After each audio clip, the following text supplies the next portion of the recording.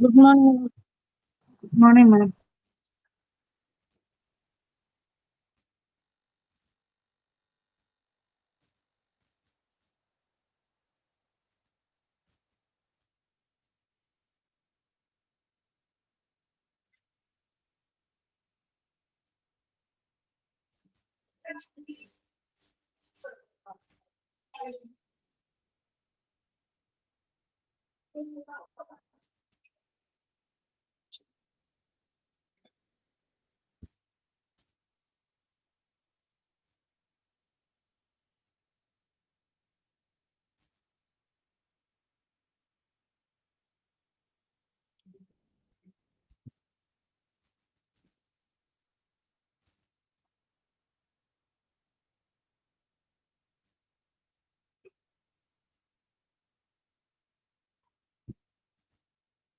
Okay, start ചെയ്യാം.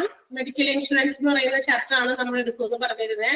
എല്ലാവരുടെയും കയ്യിൽ നോട്ടൊക്കെ ഉണ്ടാവുമെന്ന് വിചാരിക്കുന്നു. So let's start.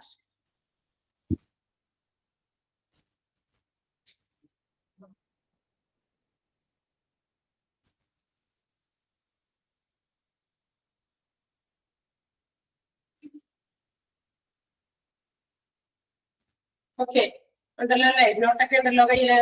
So let's start. Medical insurance എന്ന് പറയുന്ന ചാപ്റ്റർ ആണ് നമ്മൾ എടുക്കാൻ പോകുന്നത്.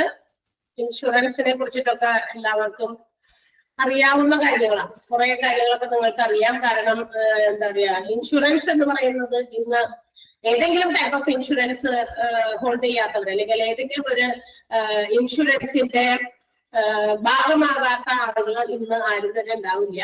ഓക്കെ, അപ്പൊ എന്തായാലും അതിനെ കുറിച്ച് കുറെ നമുക്ക് ഒത്തിരി ഇൻഷുറൻസുകളെ കുറിച്ചിട്ട് അറിയാം. പക്ഷെ മെഡിക്കൽ ഇൻഷുറൻസ് ഇവിടെ നമ്മൾ പഠിക്കാൻ പോകുന്നത് മെഡിക്കൽ ഇൻഷുറൻസ് എന്ന് പറയുന്ന കാര്യമാണ്. അതായത് നമ്മുടെ ഹെൽത്തുമായിട്ട് ബന്ധപ്പെട്ട ആരോഗ്യപരമായിട്ടുള്ള കാര്യങ്ങൾക്ക് വേണ്ടിയിട്ട് നമുക്ക് ഇൻഷുർ ചെയ്യാൻ പറ്റുന്ന ഒരുപാട് കാര്യങ്ങളൊക്കെ ഉണ്ട്. അപ്പൊ അത് റിലേറ്റഡ് ആയിട്ടുള്ള കാര്യങ്ങളാണ് ഈ ഒരു ചാപ്റ്ററിൽ നമ്മൾ പഠിക്കാൻ പോകുന്നത്. എന്താണ് ഇൻഷുറൻസ് എന്ന് പറയുന്നത്, ഇൻഷുറൻസ് എന്തായിരിക്കും, എന്താണ് ഇൻഷുറൻസ് എന്തിനാണ് നമ്മൾ എടുക്കുന്നത്? To make our life secure by which cause due to some illness or accidents. അതായത് നമുക്കുണ്ടാകുന്ന ചില രോഗങ്ങൾക്ക്, ആക്സിഡന്റുകൾക്ക്, ഇതിനെയൊക്കെ നമുക്ക് അതുകൊണ്ടുണ്ടാകാവുന്ന ഫിനാൻഷ്യൽ ലോസസിനെ ഒരു പരിധി വരെ ഇൻഡെംനിഫൈ ചെയ്യാൻ വേണ്ടി, കോമ്പൻസേറ്റ് ചെയ്യാൻ വേണ്ടിയിട്ട് അതിനെ സെക്യൂർ ആക്കാൻ, സേഫ് ആക്കാൻ വേണ്ടി നമ്മൾ എടുക്കുന്ന ഒരു പദ്ധതി, അതാണ് ഇൻഷുറൻസ് എന്ന് പറയുന്നത്. It's an agreement between two parties. രണ്ട് വ്യക്തികളോ രണ്ട് എന്താ പറയാ പാർട്ടീസ് തമ്മിലുള്ള ഒരു എഗ്രിമെന്റ് ആണ് ഇൻഷുറൻസ് എന്ന് പറയുന്നത്. ഓക്കെ, അപ്പൊ ഇത്തരം കാര്യങ്ങളൊക്കെയാണ് നമ്മൾ ഈ ഒരു ചാപ്റ്ററിൽ പഠിക്കുന്നത്. മാത്രമല്ല, ഹെൽത്ത് ഇൻഷുറൻസുമായിട്ട് ബന്ധപ്പെട്ടിട്ട് there are different health insurance programs which are established by the government itself. Government, സർക്കാർ തന്നെ ഒരുപാട് എന്താ പറയാ ഇൻഷുറൻസ് പദ്ധതികളൊക്കെ ഇന്ന് കൊണ്ടുവന്നിട്ടുണ്ട്. അതായത് സർക്കാർ കൊണ്ടുവന്നിരിക്കുന്ന ഇൻഷുറൻസ് പദ്ധതിയിൽ ഭൂരിഭാഗവും അത് പുവർ പീപ്പിൾ അല്ലെ, പുവർ ഫാമിലീസ്, BPL ഫാമിലീസ് അല്ലെങ്കിൽ എംപ്ലോയീസ്, ഇവരുടെയൊക്കെ ലൈഫ് സെക്യൂർ ചെയ്യുക എന്നുള്ള ഉദ്ദേശത്തോടെ എസ്റ്റാബ്ലിഷ് ചെയ്തിരിക്കുന്നതാണ്. കാരണം അവരുടെ കയ്യിൽ വലിയ എന്താ പറയാ, അവരുടെ കയ്യിൽ അവരുടെ സാലറിയോ അവരുടെ ഇൻകമോ അവർക്ക് വലിയ ഹ്യൂജ് എമൗണ്ട് ഒക്കെ ഇങ്ങനെ എന്താ പറയാ ഈ പറയുന്ന ലൈഫ് സെക്യൂർ ചെയ്യാൻ അല്ലെങ്കിൽ ഡിസീസസിന് ഉണ്ടാകാവുന്ന ഫിനാൻഷ്യൽ ലോസസിനെ സെക്യൂർ ചെയ്യാൻ വേണ്ടിയിട്ട് കൂടുതൽ പൈസ ഒന്നും നീക്കിവെക്കാനൊന്നും അവരുടെ കയ്യിൽ ഉണ്ടാവില്ല. അപ്പൊ അത്തരം ആളുകൾക്ക് ഒരു സപ്പോർട്ട് കൊടുക്കുക, അവർക്കും ക്വാളിറ്റി ട്രീറ്റ്മെന്റ് ഹോസ്പിറ്റൽസിൽ പ്രൊവൈഡ് ചെയ്യുക എന്നുള്ള ഉദ്ദേശത്തോടെയൊക്കെയാണ് ഗവൺമെന്റ് ഇന്ന് ഒരുപാട് ഹെൽത്ത് ഇൻഷുറൻസ് പ്രോഗ്രാമുകൾ സെറ്റ് ചെയ്തിരിക്കുന്നത്, എസ്റ്റാബ്ലിഷ് ചെയ്തിരിക്കുന്നത്. അതൊക്കെയാണ് നമുക്ക് ഈ ചാപ്റ്ററിൽ പഠിക്കേണ്ടത്. So before starting the chapter, നമുക്ക് ഈ മെഡിക്കൽ ഇൻഷുറൻസ് ഏതൊക്കെയാണ് എന്നൊക്കെ പഠിക്കുന്നതിന് മുമ്പ്, അല്ലെങ്കിൽ എന്തൊക്കെ കവറേജുകളാണ് ഈ മെഡിക്കൽ ഇൻഷുറൻസ് എടുക്കുന്നത് കൊണ്ട് ഉണ്ടാകുന്നത് എന്നുള്ളതിന് പഠിക്കുന്നതിന് മുമ്പ് തന്നെ there are some terms. നമുക്ക് ഇൻഷുറൻസുമായിട്ട് ബന്ധപ്പെട്ടിട്ട് കുറച്ച് ടേമുകളാണ് ആദ്യം തന്നെ പഠിക്കേണ്ടത്. So the first one is health insurance. ആദ്യത്തെ ടേം എന്ന് പറയുന്നത് health insurance ആണ്. What is health insurance? Health insurance is the insurance which meets the medical expenses caused by any disease or illness or accidents. ഏതെങ്കിലും തരത്തിലുള്ള രോഗങ്ങൾ അല്ലെങ്കിൽ എന്താ പറയാ ആക്സിഡന്റുകൾ ഇതുമൂലം ഉണ്ടാകാവുന്ന മെഡിക്കൽ ചെലവുകൾ, ഇത് ഹോസ്പിറ്റൽസിൽ നമുക്ക് കൊടുക്കേണ്ടി വരുന്ന ട്രീറ്റ്മെന്റിന്റെ ആകാം, മരുന്നിന്റെ ആകാം, ICU ഉപയോഗിച്ചതാകാം, ഓപ്പറേഷൻ തിയേറ്റർ ഉപയോഗിച്ചതാകാം, അവിടെ വരുന്ന ചെലവുകൾ, അങ്ങനെ മെഡിക്കൽ സംബന്ധമായിട്ടുള്ള എല്ലാ ചെലവുകളെയും മീറ്റ് ചെയ്യുക എന്നുള്ള ഉദ്ദേശത്തോടെ എന്താ പറയാ രോഗങ്ങൾക്കോ അല്ലെങ്കിൽ ആക്സിഡൻസിനോ ഒക്കെ വേണ്ടിയിട്ടുള്ള എക്സ്പെൻസുകൾ മീറ്റ് ചെയ്യുന്ന ഇൻഷുറൻസ്. അത്തരം ഇൻഷുറൻസ് പദ്ധതിയാണ് നമ്മൾ ഹെൽത്ത് ഇൻഷുറൻസ് എന്ന് വിളിക്കുക. And mainly there are two parties involved in insurance. Insurance ഏത് തന്നെയായാലും അതിൽ ഇൻവോൾവ് ചെയ്തിരിക്കുന്ന രണ്ട് പാർട്ടീസ്, ഒന്ന് ഇൻഷുർഡും ഒന്ന് ഇൻഷുററുമാണ്. രണ്ട് വ്യക്തികളാണ്, അല്ലെങ്കിൽ ഒരു വ്യക്തിയോ ഒരു വ്യക്തിഗത സ്ഥാപനമോ എന്തോ ആയിക്കോട്ടെ.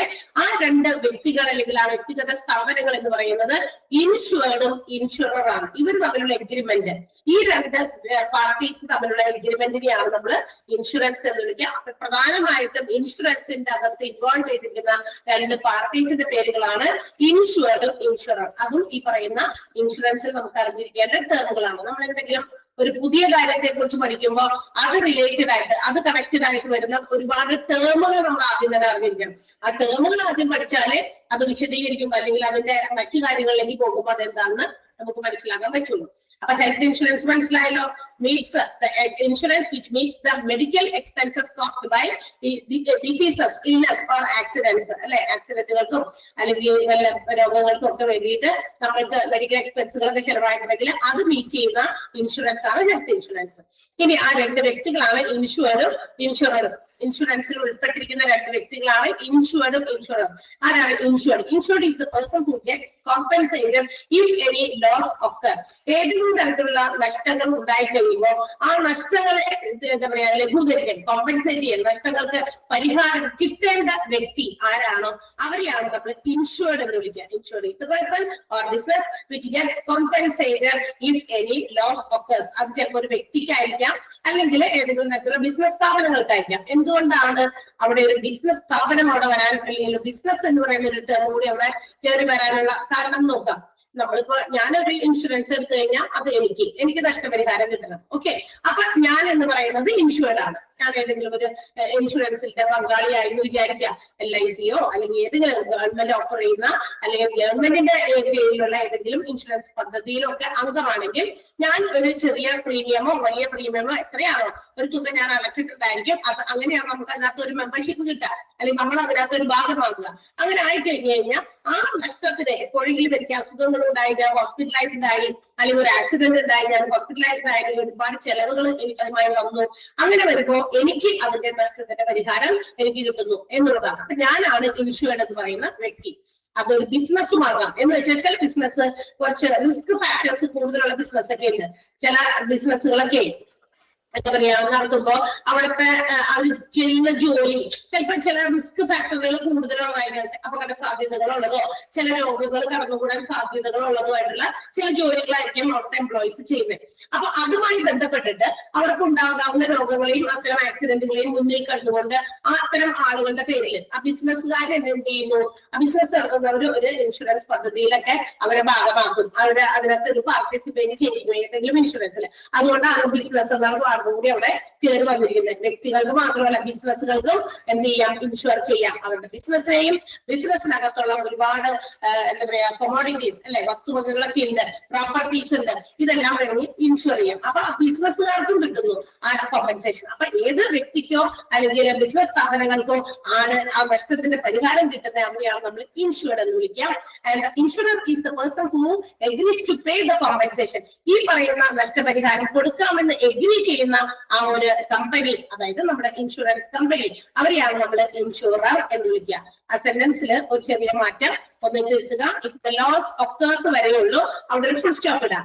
The insured is the person or business that gets compensated if the loss occurs. അവിടെ ഫുൾ സ്റ്റോപ്പ് ഇട്ടിട്ട് is known as the എന്നുള്ളത് അവിടെ വെട്ടിക്കളഞ്ഞേക്കുക. അത് ആവശ്യമില്ല, അത് വെട്ടിയേക്ക. പറയുന്നത് കൃത്യമായി ചെയ്യുക. ഇഫ് ദ ലോസ് ഒക്കേഴ്സ് വരെയുള്ളൂ, ഇൻഷുർഡ് എന്ന് പറയുന്നത് ആരാണെന്ന് പറഞ്ഞിട്ടുണ്ട്. ആ ഒരു ഇഫ് ദ ലോസ് ഒക്കേഴ്സ് വരെയുള്ളൂ ഇൻഷുർഡിന്റെ explanation. Next is known as the എന്നുള്ളത് സ്ട്രൈക്ക് ചെയ്യുക, വെട്ടിക്കളഞ്ഞേക്കാം. Insurer is the company. Is എന്നുള്ളതിന്റെ ഐ ക്യാപിറ്റൽ ലെറ്ററിന്റെ ആവശ്യമില്ല, സ്മോൾ ലെറ്റർ ആക്കുക. അത് കണ്ടിന്യൂ ചെയ്ത് അതായത് ഇൻഷുറർ എന്നുള്ള ആ ഒരു ടേമിന്റെ ഒപ്പം ചേർത്ത് വായിക്കേണ്ട സെന്റൻസിന്റെ ബാക്കി ഭാഗമാണ്. Insurer is the company that agrees to pay the compensation. അപ്പൊ ഇൻഷുറർ ആരാണ്?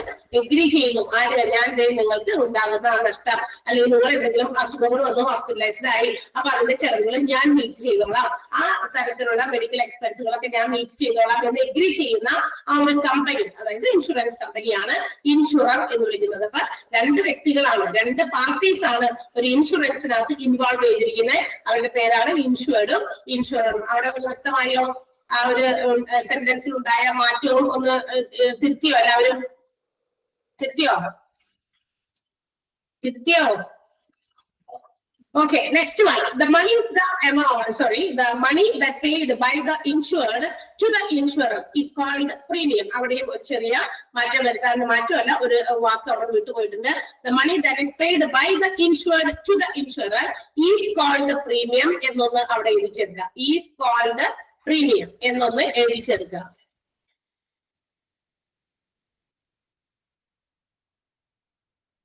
എഴുതിയോ?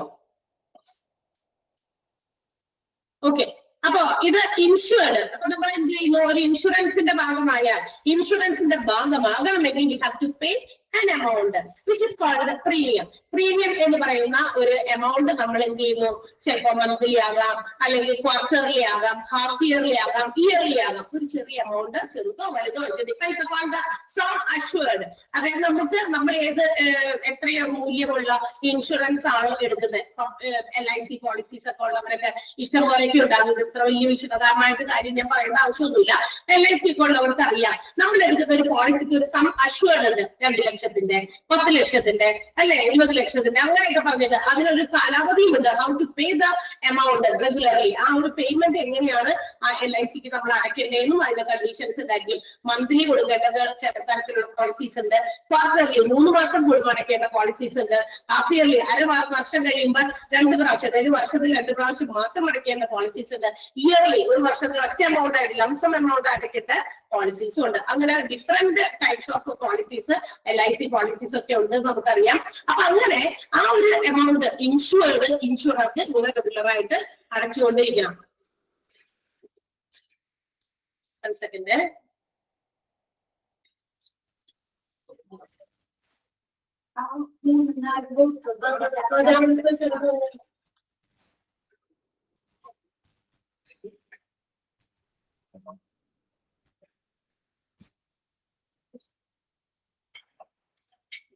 ഓക്കെ. അപ്പോ അവര് റെഗുലർ പേയ്മെന്റ് ഇൻഷുറൻസ് കമ്പനിക്ക് അടച്ചുകൊണ്ടിരിക്കും. ആ ഒരു എമൗണ്ടിന് നമ്മൾ വിളിക്കുന്ന പേരാണ് പ്രീമിയം എന്നാണ് വിളിക്കുക. പ്രീമിയം എമൗണ്ട്, പ്രീമിയം അടയ്ക്കുക എന്നാണ്.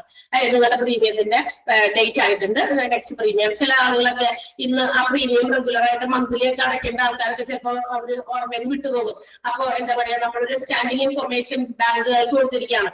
ഓൺലൈനായിട്ട് അവര് എന്ത് ചെയ്യുന്നു? ആ പേയ്മെന്റ് റെഗുലർ ആയിട്ട് ആ ടൈം അങ്ങനെയൊക്കെ എടുക്കുന്ന പോളിസീസ് ഒക്കെ ഉണ്ടെന്ന്. ഇന്നെല്ലാം അങ്ങനെയാണല്ലോ, ഇലക്ട്രോണിക് മണി ഉപയോഗിച്ചിട്ടാണ്, ഓൺലൈൻ ട്രാൻസ്ഫറുകളാണ് എല്ലാവരും നടത്തുന്നത്. ഇതുപോലെയുള്ള പോളിസി ഒക്കെ എടുത്തിരിക്കുന്നവര് അത് റെഗുലർ ആയിട്ട് അത് പേയ്മെന്റ് നമ്മൾ മറന്നാലും ബാങ്കുകാർ മറക്കില്ല, അങ്ങനെ ഒരു ഇൻഫർമേഷൻ അവർക്ക് കൊടുത്തിട്ടുണ്ടെങ്കിൽ. അപ്പൊ അവരതനുസരിച്ചിട്ട് എപ്പോഴും ആ എമൗണ്ട് എത്രയാണോ അതങ്ങനെ റെഗുലർ ആയിട്ട് അടച്ചു പോകുന്നു. ചില നമുക്കറിയാം ഗവൺമെന്റ് ഓഫർ ചെയ്യുന്ന ഇൻഷുറൻസ് പദ്ധതിയിൽ ഇത്രയും റെഗുലർ ആയിട്ട് മന്ത്ലി ഒന്നും പൈസ അടയ്ക്കേണ്ട, ഒരു ചെറിയ എമൗണ്ട് ചിലപ്പോൾ ഒരു ബിഗിനിങ് സ്റ്റേജിൽ മാത്രമാണ് കൊടുക്കേണ്ടി വരുന്നത്. കാരണം അത് പൂർ പീപ്പിളിനെ അപ്ലിഫ്റ്റ് ചെയ്ത് കൊണ്ടുവരാം. കാരണം അവരുടെ കയ്യിൽ ഇതുപോലെ പെട്ടെന്ന് ഉണ്ടാകുന്ന വല്ല മാരകമായ രോഗങ്ങളോ അസുഖങ്ങളോ ആക്സിഡന്റുകളോ അവർക്ക് അവരുടെ കയ്യിലുള്ള ഇൻകം ഉപയോഗിച്ച് വലിയ വലിയ ഹോസ്പിറ്റൽസിലൊന്നും നല്ല നല്ല ചികിത്സകൾ കിട്ടാനും ഒന്നും സാധിക്കില്ല. അപ്പൊ അങ്ങനെയുള്ളവരെ സപ്പോർട്ട് ചെയ്യാൻ ഗവൺമെന്റ് ഒരുപാട് ഇൻഷുറൻസ് പദ്ധതികളൊക്കെ എസ്റ്റാബ്ലിഷ് ചെയ്തിട്ടുണ്ട്. അപ്പൊ ചിലപ്പോൾ വർഷത്തിൽ ഇത്രയും മാത്രം പ്രീമിയം അടച്ച് നിങ്ങൾക്ക് ഇതിനകത്ത് ഒരു ഭാഗമാകാം എന്നൊക്കെ പറഞ്ഞ് നമ്മൾ ഒരുപാട് ഓഫേഴ്സ് അങ്ങനെ കണ്ടിട്ടുണ്ട്. അപ്പൊ ഓരോ ഗ്രൂപ്പിനാണ് കേട്ടോ അത് അതിന് സ്പെസിഫൈഡ് ആയിട്ടുള്ള കണ്ടീഷൻസ് ഉണ്ട്. അപ്പൊ അത്തരം ആളുകൾക്ക് മാത്രമേ അതിനകത്ത് പാർട്ടിസിപ്പേറ്റ് ചെയ്യാനായിട്ട് പറ്റുള്ളൂ എന്നാണ്. ഇവിടെ നമ്മൾ പ്രീമിയം എന്താണെന്നാണ് പറഞ്ഞത്. Premium is the amount which is paid by the insured to the insurer. Insurance കമ്പനിക്ക് ഇൻഷുർഡ് അടയ്ക്കുന്ന ആ പൈസ, റെഗുലർ ആയിട്ട് അടയ്ക്കുന്ന എമൗണ്ട്, റെഗുലർ ആയിട്ടോ വർഷത്തിൽ എപ്പോഴാണ് അടയ്ക്കുന്നത് അതിന് നമ്മൾ വിളിക്കുന്ന പേരാണ് പ്രീമിയം എന്ന് പറയുന്നത്. ഇപ്പൊ ഞാൻ ഏതെങ്കിലും ഒരു പോളിസി എടുത്തു, ഞാൻ അതിന് മാസത്തിൽ 1000 രൂപയോ 2000 രൂപയോ വെച്ച് അടയ്ക്കുകയാണെങ്കിൽ ആ എമൗണ്ട് അത് ഇൻഷുറൻസ് കമ്പനിക്കാണ് അടച്ചുകൊണ്ടിരിക്കുന്നത്. അത് അവിടെ കൂട്ടി കിടന്നിട്ടാണ് നമുക്ക് എന്തെങ്കിലും തരത്തിലുള്ള തരത്തിലുള്ള ഇതുപോലുള്ള കാര്യങ്ങൾ ഇൻസിഡന്റുകൾ നമ്മുടെ ലൈഫിൽ വന്നു കഴിയുമ്പോൾ അതിന്റെ മെഡിക്കൽ എക്സ്പെൻസുകളോ it depends upon the conditions of the insurance. Insurance എഗ്രിമെന്റിന്റെ കണ്ടീഷൻസ് വളരെ ഇമ്പോർട്ടന്റ് ആയിട്ടുള്ള കാര്യമാണ്. അപ്പോ ആ കണ്ടീഷൻസിന് അനുസരിച്ചിട്ടുള്ള കാര്യങ്ങൾ എനിക്ക് കിട്ടുന്നുള്ളൂ. അതാണ് കേട്ടോ ഇൻഷുറർക്ക് അടയ്ക്കുന്ന എമൗണ്ട്, അതിന്റെ പ്രീമിയം എന്നാണ് വിളിക്കുക. ഇനി എന്താണ് ഇൻഷുറൻസ്? ഓരോ അവിടെ വേർഡ് ചേർത്തല്ലോ, ഈസ് കോൾഡ് പ്രീമിയം എന്ന് ചേർത്തല്ലോ എല്ലാവരും. Okay, next one health insurance പോളിസിയാണ്. അടുത്ത ടേം നമ്മൾ പഠിക്കുക. അപ്പൊ നമ്മൾ ഏതൊക്കെ പഠിച്ചു? ഹെൽത്ത് ഇൻഷുറൻസ് എന്ന് പറയുന്ന ടേം എന്താണെന്ന് പഠിച്ചു, ഇൻഷുർഡ് പഠിച്ചു, ഇൻഷുറർ പഠിച്ചു, ആൻഡ് പ്രീമിയം. ഈ 4 ടേമാണ് നമ്മൾ പഠിച്ചത് കൊണ്ട്. ഓക്കെ, നെക്സ്റ്റ് ഹെൽത്ത് ഇൻഷുറൻസ് പോളിസിയാണ്. നമ്മൾ പറഞ്ഞു ഹെൽത്ത് ഇൻഷുറൻസ് എന്ന് പറയുന്നത് മെഡിക്കൽ എക്സ്പെൻസുകൾ മീറ്റ് ചെയ്യുന്ന തരത്തിലുള്ള ഇൻഷുറൻസ്. ഒരു ഏതെങ്കിലും തരത്തിലുള്ള രോഗമോ ആക്സിഡന്റോ വന്നു കഴിയുമ്പോൾ അതിനെ മീറ്റ് ചെയ്യുന്ന, അത്തരം ചെലവുകളെ മീറ്റ് ചെയ്യുന്ന തരത്തിലുള്ള ഇൻഷുറൻസിനെ പറയുന്ന പേരാണ് ഹെൽത്ത് ഇൻഷുറൻസ്. എങ്കിൽ ഹെൽത്ത് ഇൻഷുറൻസ് പോളിസി എന്ന് പറയുന്നത് എഗ്രിമെന്റ്, അതൊരു കരാറാണ്. എന്ത് ആരൊക്കെ തമ്മിലായിരിക്കും കരാർ? നേരത്തെ പറഞ്ഞു ഞാൻ, between the insurer and the insured. Insured എന്ന് പറയുന്നത് ഒരു ഇൻഡിവിജ്വൽ ആകാം, ഒരു ഗ്രൂപ്പ് ആകാം. ഒറ്റയ്ക്ക് ഒരു വ്യക്തിക്ക് ഇൻഷുറൻസ് പദ്ധതിയിൽ പങ്കുചേരാം.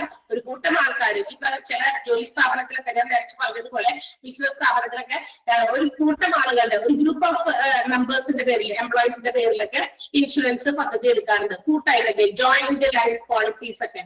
അങ്ങനെയൊക്കെ എടുക്കുന്നത് എന്തിനു വേണ്ടിയിട്ടാന്ന് വെച്ചാൽ അത്തരം ഗ്രൂപ്പുകൾ കൈകാര്യം ചെയ്യുന്ന കാര്യങ്ങൾ ചിലപ്പോൾ കുറച്ച് റിസ്ക് ആയിട്ടുള്ള കാര്യങ്ങളായിരിക്കാം. അപ്പൊ അവരുടെ ആ കാര്യങ്ങളൊക്കെ സെക്യൂർ ചെയ്യുക, സേഫ് ആക്കുക. നമുക്കറിയാം ഇന്നത്തെ കാലത്ത് നമുക്ക് ഈ പറയുന്ന ഏതെങ്കിലും തരത്തിലുള്ള ഇൻഷുറൻസിന്റെ ഒരു ആകേണ്ടത് വളരെ അത്യാവശ്യമാണ്. എന്താ കാരണം?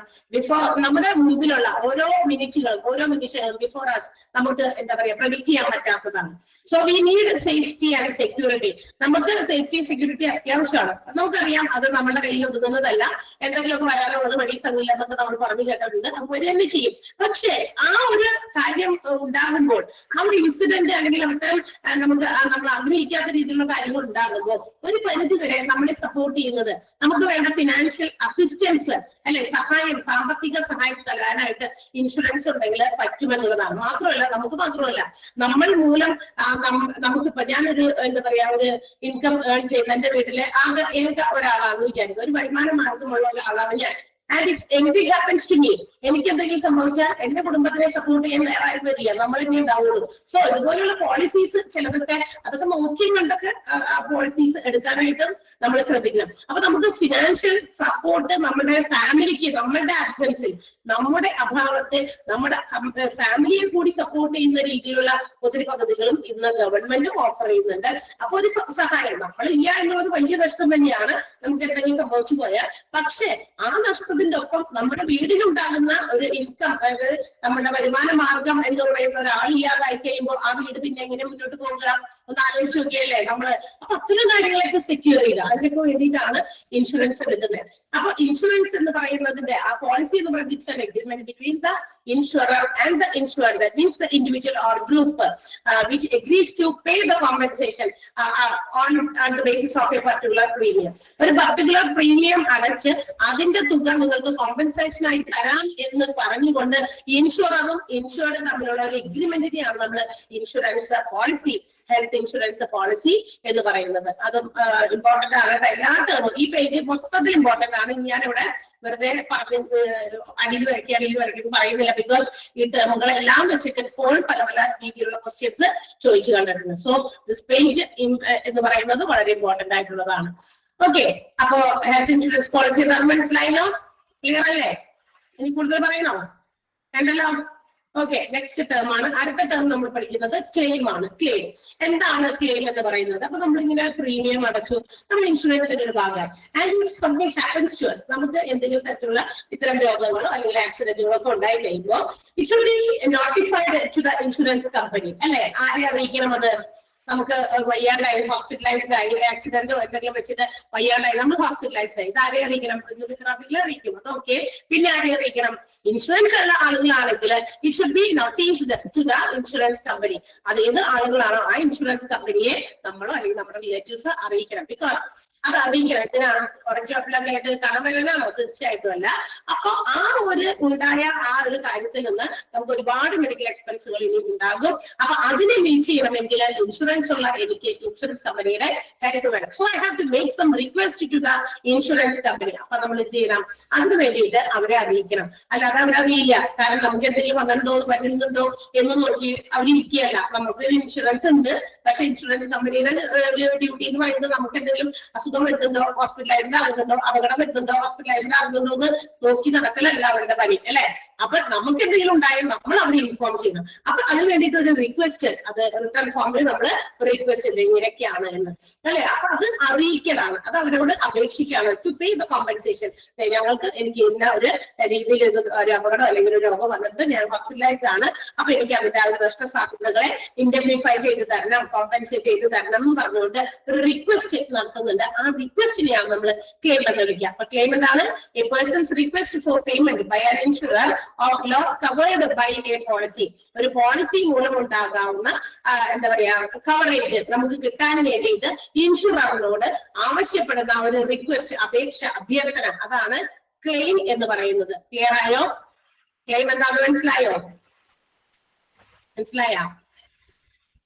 ഓക്കെ, നെക്സ്റ്റ് അടുത്ത നമ്മൾ പഠിക്കുന്നത് ഈ ക്ലെയിമുമായി ബന്ധപ്പെട്ട് 2 തരം ക്ലെയിം ഉണ്ട്, 2 രീതിയിലുള്ള ക്ലെയിമുകൾ വരുന്നുണ്ട്. അപ്പോ അതെന്തൊക്കെയാണെന്നാണ് ഇനി നമ്മൾ പറയാൻ പോകുന്നത്. ഫസ്റ്റ് പാർട്ടി ക്ലെയിമും തേർഡ് പാർട്ടി ക്ലെയിമുമാണ്. ഫസ്റ്റ് പാർട്ടി ക്ലെയിമും തേർഡ് പാർട്ടി ക്ലെയിമും. നമുക്ക് ഏതെങ്കിലും തരത്തിലുള്ള ഇതുപോലെയുള്ള കാര്യങ്ങൾക്ക് വന്നു കഴിയുമ്പോൾ ഇന്ന് ഹോസ്പിറ്റൽസിൽ തന്നെ ഇതിന് ഒന്ന് എന്താ പറയാ സൗകര്യമുണ്ട്, അല്ലെ? അതായത് ഹോസ്പിറ്റൽസിൽ ഇൻഷുറൻസ് ടെസ്റ്റ് എന്ന് പറഞ്ഞിട്ട് അവിടെ ബോർഡ് വെച്ചേക്കുന്നത് കാണാം. കാരണം നമുക്കിപ്പോ ഇൻഷുറൻസ് ഒക്കെ എടുത്തിട്ടുണ്ട്, പക്ഷെ എന്താ ചെയ്യേണ്ടതെന്ന് അറിയില്ല. നമുക്ക് അതിന്റെ ബാക്കിയുള്ള കാര്യങ്ങൾ എങ്ങനെ പ്രൊസീഡ് ചെയ്യേണ്ടതെന്നൊന്നും അറിയില്ല. അപ്പൊ അത് നമ്മൾ എന്ത് ചെയ്യുന്നു? പോയിട്ട് ആ ഇൻഷുറൻസ് ഡെസ്കിൽ കാര്യങ്ങൾ ചോദിച്ച് മനസ്സിലാക്കി അവരാണ് അതിന്റെ ഇൻഷുറൻസുമായിട്ട് ബന്ധപ്പെട്ടുള്ള കാര്യങ്ങളാണെങ്കിൽ അത് അവർ കമ്പനിയിലേക്ക് ഫോർവേഡ് ചെയ്യുന്നത്, ഫാക്സ് വഴിയൊക്കെ അയക്കുന്നുണ്ട്. അതിവിടെ നമ്മൾ ഒരു വേറെ പേജിൽ പറയുന്നുണ്ട് അവര് എങ്ങനെയാണ് ഒരു ഇൻഷുറൻസിന്റെ ക്ലെയിം ആളുകളിലേക്ക് എത്തുന്നത് എന്നുള്ള കാര്യം പറയുന്നുണ്ട്. അപ്പൊ അവിടെ നമ്മൾ വിശദമായിട്ട് പറയും. ഇപ്പൊ നിങ്ങൾ മനസ്സിലാക്കുക, ക്ലെയിം എന്ന് പറയുന്നത് ഇൻഷുറൻസ് അയാൾക്ക് എന്തെങ്കിലും സംഭവിക്കുമ്പോ, ഇപ്പൊ ഞാൻ ഒരു ഇൻഷുറൻസ് എടുത്തിരിക്കുന്ന ആള്, ഞാനാണ് ഇൻഷുർഡ്. ഇൻഷുറൻസ് കമ്പനിയോട് അറിയിക്കുന്നു എന്ത്, എനിക്ക് ഇന്ന ഒരു അസുഖം അല്ലെങ്കിൽ ഒരു ആക്സിഡന്റോ മൂലം ഞാൻ ഹോസ്പിറ്റലൈസ്ഡ് ആണ്, ഒരുപാട് മെഡിക്കൽ എക്സ്പെൻസുകൾ എനിക്ക് ഇതുമായി ബന്ധപ്പെട്ടിട്ടുണ്ട് എന്നുള്ള കാര്യം. സോ നിങ്ങൾ എനിക്ക് എന്റെ കവറേജിലുള്ള ഞാൻ എടുത്തിരിക്കുന്ന പോളിസിയിൽ എനിക്ക് ഉണ്ടാകുന്ന നഷ്ടസാധ്യതകളെ എനിക്ക് ഇൻഡെംനിഫൈ ചെയ്ത് തരണം എന്ന് പറഞ്ഞ ഒരു റിക്വസ്റ്റ്, ഒരു അഭ്യർത്ഥന, അതാണ് ക്ലെയിം എന്ന് വിളിക്കുന്നത്. ഈ ക്ലെയിം 2 രീതിയിലുണ്ട്. ഏതൊക്കെയാണ്? ഫസ്റ്റ് പാർട്ടി ക്ലെയിമും തേർഡ് പാർട്ടി ക്ലെയിമും. അപ്പൊ ഫസ്റ്റ് പാർട്ടി ക്ലെയിം വന്നു, പിന്നെ എന്തുകൊണ്ട് സെക്കൻഡ് പാർട്ടി വരാതെ തേർഡ് പാർട്ടി വന്നു എന്ന് നമ്മൾ വിചാരിക്കും. നമ്മൾ ഏറ്റവും ആദ്യം പറഞ്ഞു ഇൻഷുറൻസ് എന്ന് പറയുന്ന ആ ഒരു എഗ്രിമെന്റിൽ there are 2 parties, 2 പാർട്ടീസ് ആണ് ഇൻഷുറൻസിന്റെ എഗ്രിമെന്റിലുള്ളത്. അത് ഇൻഷുർഡും ഇൻഷുററും. ഇൻഷുർഡ് എന്ന് പറഞ്ഞു കഴിഞ്ഞാൽ ആ ഇൻഷുറൻസ് പദ്ധതിയിൽ പങ്കാളിയാകുന്നതാണ്, അതാണ്, അല്ലെങ്കിൽ ആ കോമ്പൻസേഷൻ കിട്ടുന്നതാണ്, അത് ഇൻഷുർഡ്. രണ്ടാമത്തെ സെക്കൻഡ് പാർട്ടി ആരാണ്? രണ്ടാമത്തെ ആളായിരുന്നു ഇൻഷുറർ ആണ്, അത് ഇൻഷുറൻസ് കമ്പനി. അപ്പൊ സെക്കൻഡ് പാർട്ടി അവിടെ കഴിഞ്ഞു. ഇവിടെ നമ്മൾ പറയുന്നത് തേർഡ് പാർട്ടിയാണ്. അപ്പൊ തേർഡ് പാർട്ടി ആരാണെന്ന് നമ്മൾ പറയാം കേട്ടോ. അതിന് മുമ്പ് ഫസ്റ്റ് പാർട്ടി ക്ലെയിം എന്താണെന്ന് നോക്കാം. അപ്പൊ ഞാൻ ഒരു ഫസ്റ്റ് പാർട്ടി ക്ലെയിം എന്ന് പറയുന്നത് the claim which is made by your own insurance company. നിങ്ങളുടെ തന്നെ ഇൻഷുറൻസ് കമ്പനിയോട് നടത്തുന്ന ക്ലെയിം, അതിനെയാണ് നമ്മൾ ഫസ്റ്റ് പാർട്ടി ക്ലെയിം എന്ന് വിളിക്കുക. മനസ്സിലായിട്ടുണ്ടാവില്ല, ഒന്നുകൂടി ഒരു എക്സാമ്പിൾ മൂലം പറഞ്ഞാൽ കുറച്ചുകൂടി മനസ്സിലാവും. ഞാനിപ്പോ ഒരു വണ്ടി ഓടിച്ചു പോകുന്ന ആളാണെന്ന് വിചാരിക്കാം. വണ്ടി ഓടിച്ചു പോകുന്നു, എവിടെയെങ്കിലും ഞാൻ എന്ത് ചെയ്തു, എന്തെങ്കിലും സ്പീഡ് കൂടുതൽ കൊണ്ടോ അല്ലെങ്കിൽ മറ്റാരെങ്കിലും കണ്ടപ്പോ പേടിച്ചതോ എന്തെങ്കിലും ആയിക്കോട്ടെ, വീണ്ടും വീണെന്ന് വിചാരിക്കാം. വീണ് എനിക്ക് എന്തെങ്കിലും പറ്റി, എന്റെ വണ്ടിക്ക് എന്തെങ്കിലും പറ്റിയെന്ന് വിചാരിക്കാം. സ്വാഭാവികമാണ്, ഒരാൾ വന്ന് ഇടിച്ചാലും മാത്രമല്ല വീഴുക, അല്ലെ?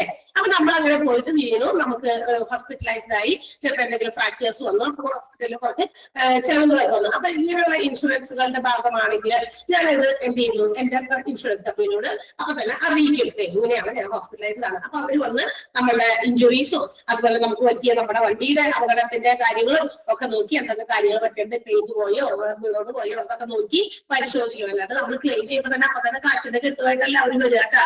തീർച്ചയായിട്ടും ദേ ഹാവ് ടു ഇൻവെസ്റ്റിഗേറ്റ്, അവരും ഒരു അന്വേഷണമൊക്കെ നടത്തും. എന്നിട്ട് എത്രത്തോളം ഇഞ്ചുറീസും അതുപോലെ എത്രത്തോളം പരിക്കുകൾ നമ്മുടെ വണ്ടിക്കും പറ്റിയിട്ടതൊക്കെ ഇവര് നോക്കി കൺഫേം ചെയ്യും. എന്നിട്ടാണ് നമുക്ക് അതിന്റെ ക്ലെയിമുകൾ തരാം. അപ്പൊ ഞാൻ എന്റെ ഇൻഷുറൻസ് കമ്പനിയോട് എനിക്ക് തന്നെ ക്ലെയിം തരാനായിട്ട് ആവശ്യപ്പെടുന്നു. That's called the first party claim. Clear ആയോ എന്താന്ന്? ഇപ്പൊ മനസ്സിലായോ? ഫസ്റ്റ് പാർട്ടി ക്ലെയിം മനസ്സിലാവാതെ ഇനി ഞാൻ അടുത്തത് പറയാൻ പറ്റില്ല എനിക്ക്.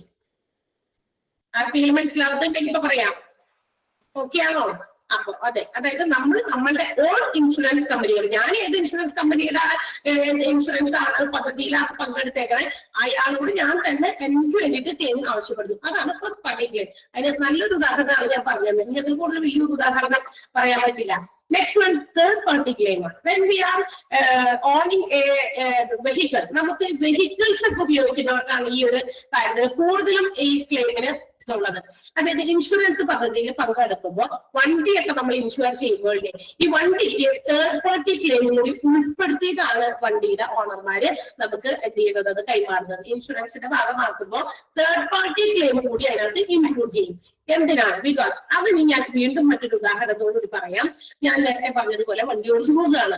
എന്റെ ഓൺ എന്താ പറയാ കുറ്റം കൊണ്ടല്ല, അല്ലെങ്കിൽ എനിക്ക് എന്തെങ്കിലും ഇത് കൊണ്ടല്ല, മറ്റൊരു വണ്ടി വന്ന് അല്ലെങ്കിൽ മറ്റൊരു റോഡിൽ കൂടി നടന്നു പോയിരിക്കുന്ന ഒരാളുടെ മേത്തുകൂടെ വണ്ടി ഇടിച്ചു. ആൾ വെറുതെ റോഡിൽ കൂടി നടന്നു പോയതായിരിക്കാം അല്ലെ.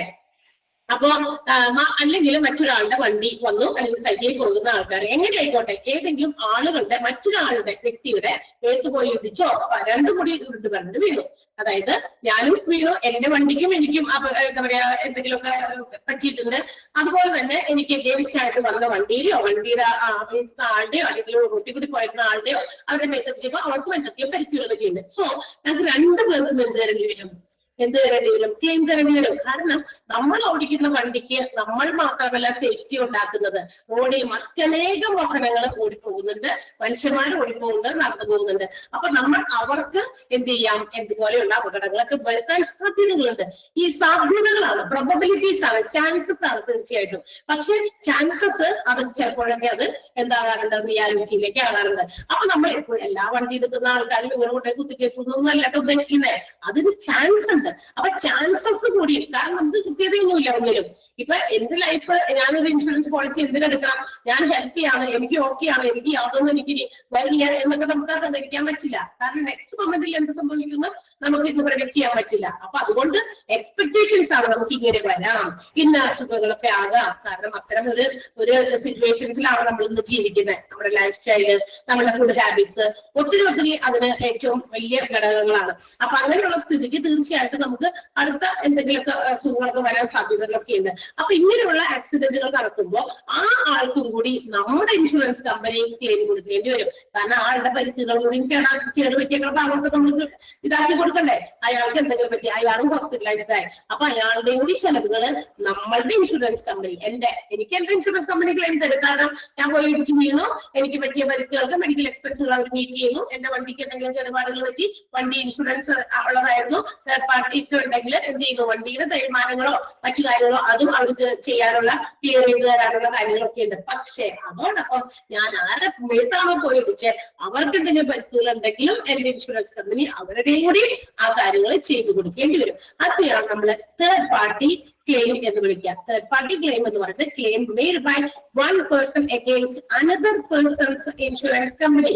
മറ്റൊരാളുടെ ഇൻഷുറൻസ് കമ്പനിയോട് ഒരാൾ നടത്തുന്ന എന്താ പറയാ ക്ലെയിം, അതിനെയാണ് നമ്മൾ തേർഡ് പാർട്ടി ക്ലെയിം എന്ന് വിളിക്കുക. മനസ്സിലായി? അപ്പൊ എന്റെ പരിക്കും എന്റെ വണ്ടിയുടെ കാര്യങ്ങളൊക്കെ എന്റെ കമ്പനി ചെയ്തു തന്നു. മറ്റേയാള് അവിടെ വീണ് കിടന്ന ആൾ, അല്ലെങ്കിൽ അയാൾക്ക് എന്തെങ്കിലും പറ്റി, അയാൾ ഹോസ്പിറ്റലൈസ്ഡ് ആയി, അയാളുടെ കമ്പനിക്കാർ വരുമോ? ഇല്ല. കാരണം എന്റെ വണ്ടി മൂലമാണ് ആൾക്ക് പരിക്ക് പറ്റിയത്. സോ എന്റെ ഇൻഷുറൻസ് കമ്പനി തന്നെ ആൾക്ക് കൂടി ഉള്ള പരിഹാരം, അല്ലെങ്കിൽ ആളുടെ രോഗത്തിനോ ചികിത്സയ്ക്കോ വേണ്ടിയിട്ടുള്ള എക്സ്പെൻസസ് മീറ്റ് ചെയ്യേണ്ടി വരും. അതുകൊണ്ടാണ് അപ്പൊ ആൾ എന്റെ ഇതിനോട് അഭ്യർത്ഥിക്കുകയാണ്, എന്റെ ഇൻഷുറൻസ് കമ്പനിയോട് അഭ്യർത്ഥിക്കുകയാണ്, നിങ്ങളുടെ ഇൻഷുർഡ് ആണ് എനിക്ക് ഈ വരുന്ന കാര്യങ്ങൾ പറ്റിയത്, അപ്പൊ എന്റെ കൂടി ക്ലെയിം നിങ്ങൾ തരണം. അതാണ് തേർഡ് പാർട്ടി ക്ലെയിം എന്ന് പറയുന്നത്. ക്ലിയർ ആയോ? മനസ്സിലായോ? ഫസ്റ്റ് പാർട്ടി ക്ലെയിമും തേർഡ് പാർട്ടി ക്ലെയിമും ആർക്കെങ്കിലും മനസ്സിലാകുന്നുണ്ടോ? ഓക്കെ. അപ്പൊ ക്ലെയിം എന്ന് പറയുന്നത് ഇതാണ്. അപ്പൊ റിക്വസ്റ്റ് ആണ്, അതായത് പൈസ തരണം, എനിക്ക് ഇന്നത് പറ്റി എന്ന് പറഞ്ഞുകൊണ്ട് നമ്മൾ ഇൻഷുറൻസ് കമ്പനിയോട് നടത്തുന്ന അഭ്യർത്ഥന, റിക്വസ്റ്റ്, അപേക്ഷ, അതാണ് claim. And it is of two types, രണ്ട് രീതിയിലുണ്ട്, ഫസ്റ്റ് പാർട്ടി ക്ലെയിമും തേർഡ് പാർട്ടി ക്ലെയിമും. ഇന്ന് വണ്ടി വാഹനമൊക്കെ എന്താ പറയാ പർച്ചേസ് ചെയ്യുമ്പോൾ തന്നെ അതിനകത്ത് തേർഡ് പാർട്ടി ക്ലെയിം കൂടി ഉൾപ്പെടുത്തിയിട്ടാണ് ഇൻഷുറൻസ് കമ്പനിയുടെ തേർഡ് പാർട്ടി ക്ലെയിമും കൂടിയിട്ടാണ് എന്ത് ചെയ്യുന്നത് നമുക്ക് തരുന്നത്, വണ്ടികൾ ചെയ്യുന്നത്. നമ്മള് ഒരു വണ്ടി എടുക്കുമ്പോൾ തന്നെ അത് ഇൻഷുർ ചെയ്തിട്ടാണ് വരുന്നത് അല്ലെ. ഇൻഷുറൻസ് ചെയ്തിട്ടല്ലേ തരുന്നത് വണ്ടികളൊക്കെ അതിനകത്ത് ആക്കും. കാരണം എന്താണെന്ന് വെച്ചാൽ വണ്ടിക്കാർക്കും ഈ പറയുന്നത് പോലെ അവരുടെ എടുത്തോണ്ട് പോയി അവിടെ തന്നെ എന്തെങ്കിലും വന്നു കഴിഞ്ഞാൽ ആ ഒരു എക്സ്പെൻസ് ആരാ മീറ്റ് ചെയ്യേണ്ട, വണ്ടിക്ക് വരുന്ന കേടുപാടുകളൊക്കെ. അപ്പൊ അതുകൊണ്ട് ഇൻഷുർ ചെയ്തിട്ടാണ് വണ്ടികളൊക്കെ ഇത് പുറത്തിറക്കുന്നത് എല്ലാവരും തന്നെ.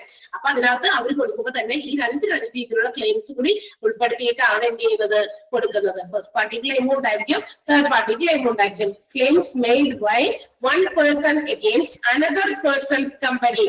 ഏതെങ്കിലും ഒരു വ്യക്തി മറ്റൊരു വ്യക്തിയുടെ കമ്പനിയുടെ പേരിൽ എന്ത് ചെയ്യുന്നു, ക്ലെയിമിന് അവകാശപ്പെടുന്നു. അതിനെയാണ് തേർഡ് പാർട്ടി ക്ലെയിം എന്ന് വിളിക്കുക. ക്ലിയർ ആയോ? ലൈനിന്റെ സെന്റൻസിന്റെ മീനിങ് ഒന്ന് പറഞ്ഞാൽ ആരോ ആവശ്യപ്പെട്ടു, അതുകൊണ്ടാണ് ഒന്നുകൂടി പറഞ്ഞത്. Is it clear? പറഞ്ഞിട്ട് അടുത്തത് നെക്സ്റ്റ് വൺ എക്സ്ക്ലൂഷൻ ആണ്. Okay, exclusion. ഇനി അപ്പൊ നമ്മൾ insurance, insurer, insured, claim, premium, health insurance policy എന്നൊക്കെ പറഞ്ഞു.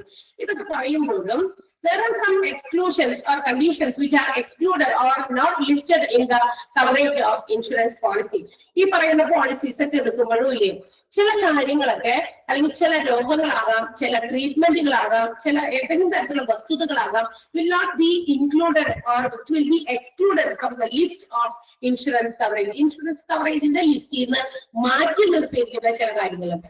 അതായത് എല്ലാത്തിനും എന്ത് അപകടങ്ങളും എന്തൊക്കെ കാര്യങ്ങൾ വന്നാലും അതിനൊക്കെ നമുക്ക് ഇൻഷുറൻസിന്റെ കവറേജ് കിട്ടുമോ, കോമ്പൻസേറ്റ് ചെയ്ത് തരുമോ എന്നൊക്കെ നമുക്ക് സംശയം ഉണ്ടായിരിക്കും. തീർച്ചയായിട്ടും എല്ലാത്തിനും ചില കാര്യങ്ങളൊക്കെ ആ പറയുന്ന കവറേജിന്റെ ലിസ്റ്റിൽ വരാത്തതുണ്ട്.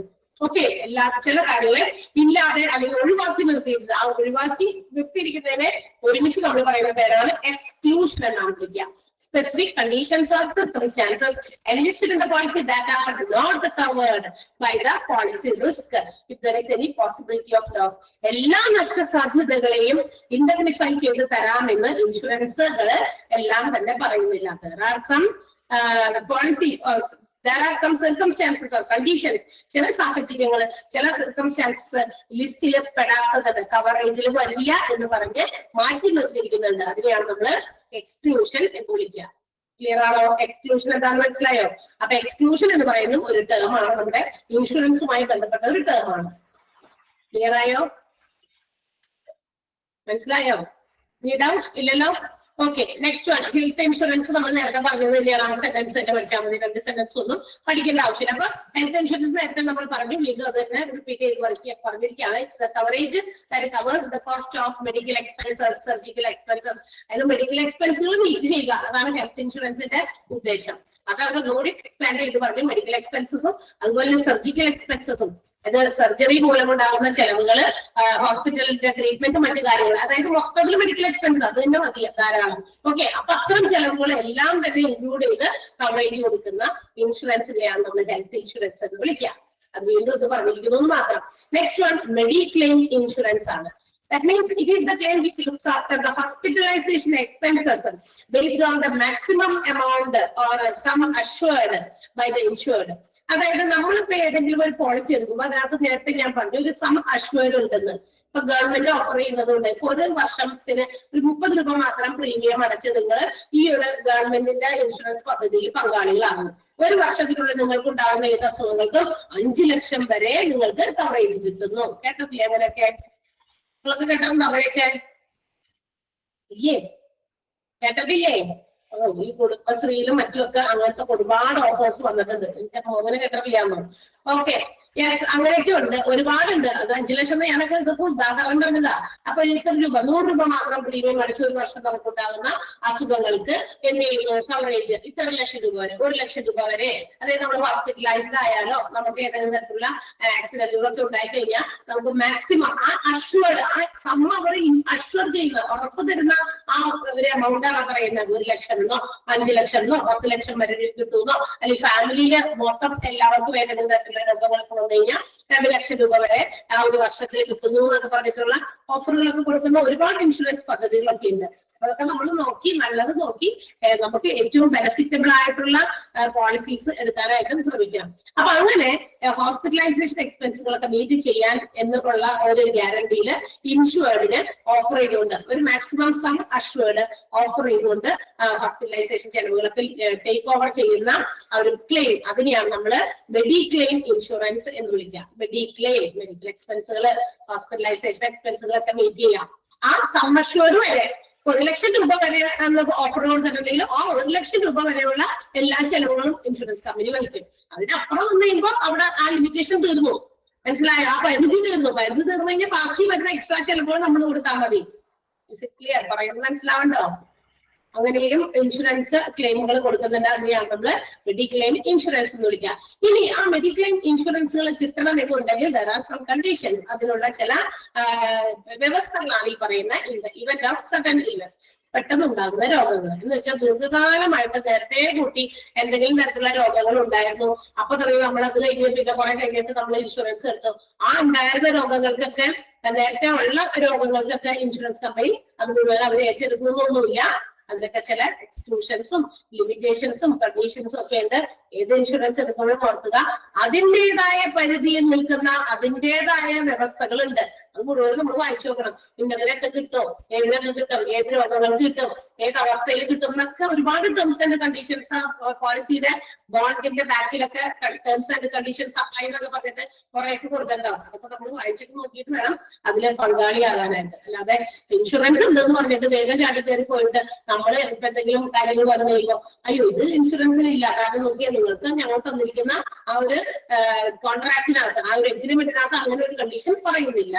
ഓക്കെ, അതൊക്കെ പിന്നീട് എല്ലാം മനസ്സിലാക്കേണ്ടത്. Before entering into contract of insurance, ഇൻഷുറൻസിന്റെ കോൺട്രാക്റ്റിൽ ഏർപ്പെടുന്നതിന് മുമ്പ് അതിന്റെ കാര്യങ്ങളൊക്കെ മനസ്സിലാക്കുക. അതിൽ നിന്നുണ്ടാകുന്ന ബെനിഫിറ്റുകൾ, അതിൽ നിന്ന് അവർ എന്തൊക്കെ എക്സ്ക്ലൂഡ് ചെയ്തിട്ടുണ്ട്, എന്ത് കണ്ടീഷൻസ് ഒക്കെ ഉണ്ട്, ഇതൊക്കെ അത് മനസ്സിലാക്കണം. എന്നിട്ട് അങ്ങോട്ട് പോയി തലവെച്ച് കൊടുക്കേണ്ടത് എന്നാണ്. അപ്പൊ in the event of sudden illness, പെട്ടെന്നുണ്ടാകുന്ന രോഗങ്ങൾക്ക്, in the event of accident, accident ഒക്കെ പെട്ടെന്ന് ഉണ്ടാകുക. 2 ആഴ്ച മുമ്പ് മുന്നറിയിപ്പൊന്നും നമുക്ക് കിട്ടില്ല, ആക്സിഡന്റ് ഉണ്ടാകാൻ പോകുന്നത്. അതുകൊണ്ട് തന്നെ ഒരു ഇവന്റ് ഓഫ് ആക്സിഡന്റുകൾക്ക് നമുക്ക് മെഡിക്ലെയിം ഇൻഷുറൻസ് കവറേജ് കിട്ടുന്നു.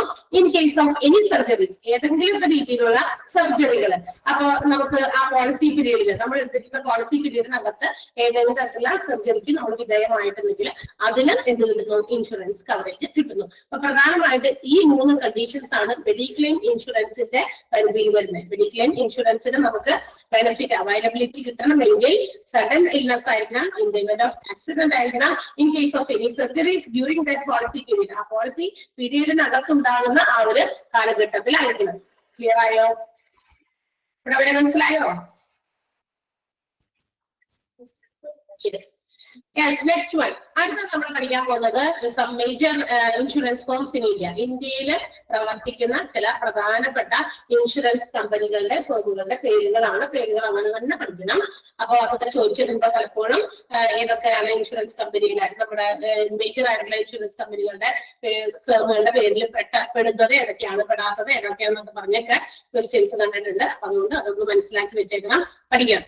അതായത് life insurance, Bajaj Allianz, Bharti AXA, ICICI Prudential, max New York and met life India. 6 എണ്ണമാണ് പ്രധാനപ്പെട്ട ഇൻഷുറൻസ് ഫേംസ്. ഇത്രയും മാത്രം ഇൻഷുറൻസ് കമ്പനികളോ ആണോ ഇന്ത്യയിലുള്ളതെന്ന് ചോദിക്കേണ്ട ആവശ്യമില്ല. ബിക്കോസ് അവരവിടെ പറഞ്ഞ മേജർ വൺസ് ഉണ്ട് എന്ന് വെച്ചാൽ ഏറ്റവും ഇമ്പോർട്ടന്റ് ആയിട്ടുള്ള 6 എണ്ണത്തിന്റെ പേരുകൾ തന്നു മാത്രം. എല്ലാ ഇൻഷുറൻസ് കമ്പനികളുടെ പേരൊന്നും ഇവിടെ തന്നിട്ടില്ല. Okay, once again Aviva life insurance, Bajaj Allianz, Bharti AXA, ICICI Prudential, max New York and met life India. ഈ പേരുകളൊക്കെ കേട്ടിട്ടുണ്ടാവുമല്ലോ അല്ലെ? സാധാരണ നമ്മൾ പലരിലും പല സ്ഥലങ്ങളിലും വായിച്ചും കണ്ടും കേട്ടും ചിലപ്പോൾ നമുക്ക് സ്വന്തമായിട്ടും എക്സ്പീരിയൻസ് ഉള്ള ഇൻഷുറൻസ് ഫേമുകൾ തന്നെയായിരിക്കാം ഇതൊക്കെ. റൈറ്റ്? ക്ലിയർ ആണല്ലോ? ഓക്കെ, അടുത്ത കാര്യം പറയാം. Next, what are the advantages of health insurance scheme? ഈ പറയുന്ന ഹെൽത്ത് ഇൻഷുറൻസിന്റെ പദ്ധതികളിൽ അംഗമായതുകൊണ്ട് നമുക്കുണ്ടാകുന്ന നേട്ടം എന്തൊക്കെയാണ്? എന്ത് അഡ്വാൻറ്റേജ് ആണ് ഇങ്ങനെയുള്ള ഇൻഷുറൻസ് എടുക്കുന്നത് കൊണ്ട്? എന്ത് ബെനിഫിറ്റ് നമുക്കുള്ളത്?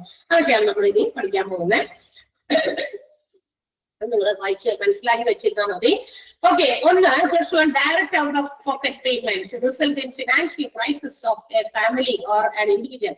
തീർച്ചയായിട്ടും നമ്മളില്ലേ ഇതുപോലെയുള്ള ചില ഇൻഷുറൻസ് ഒന്നും തരില്ലായിരുന്നു വിചാരിക്കാം. എന്തെങ്കിലും തരത്തിലുള്ള ആക്സിഡന്റോ അല്ലെങ്കിൽ ഏതെങ്കിലും തരത്തിലുള്ള രോഗങ്ങളോ വന്ന് നമ്മൾ കുറച്ചധികം ദിവസമൊക്കെ ഹോസ്പിറ്റലൈസ്ഡ് ആയി.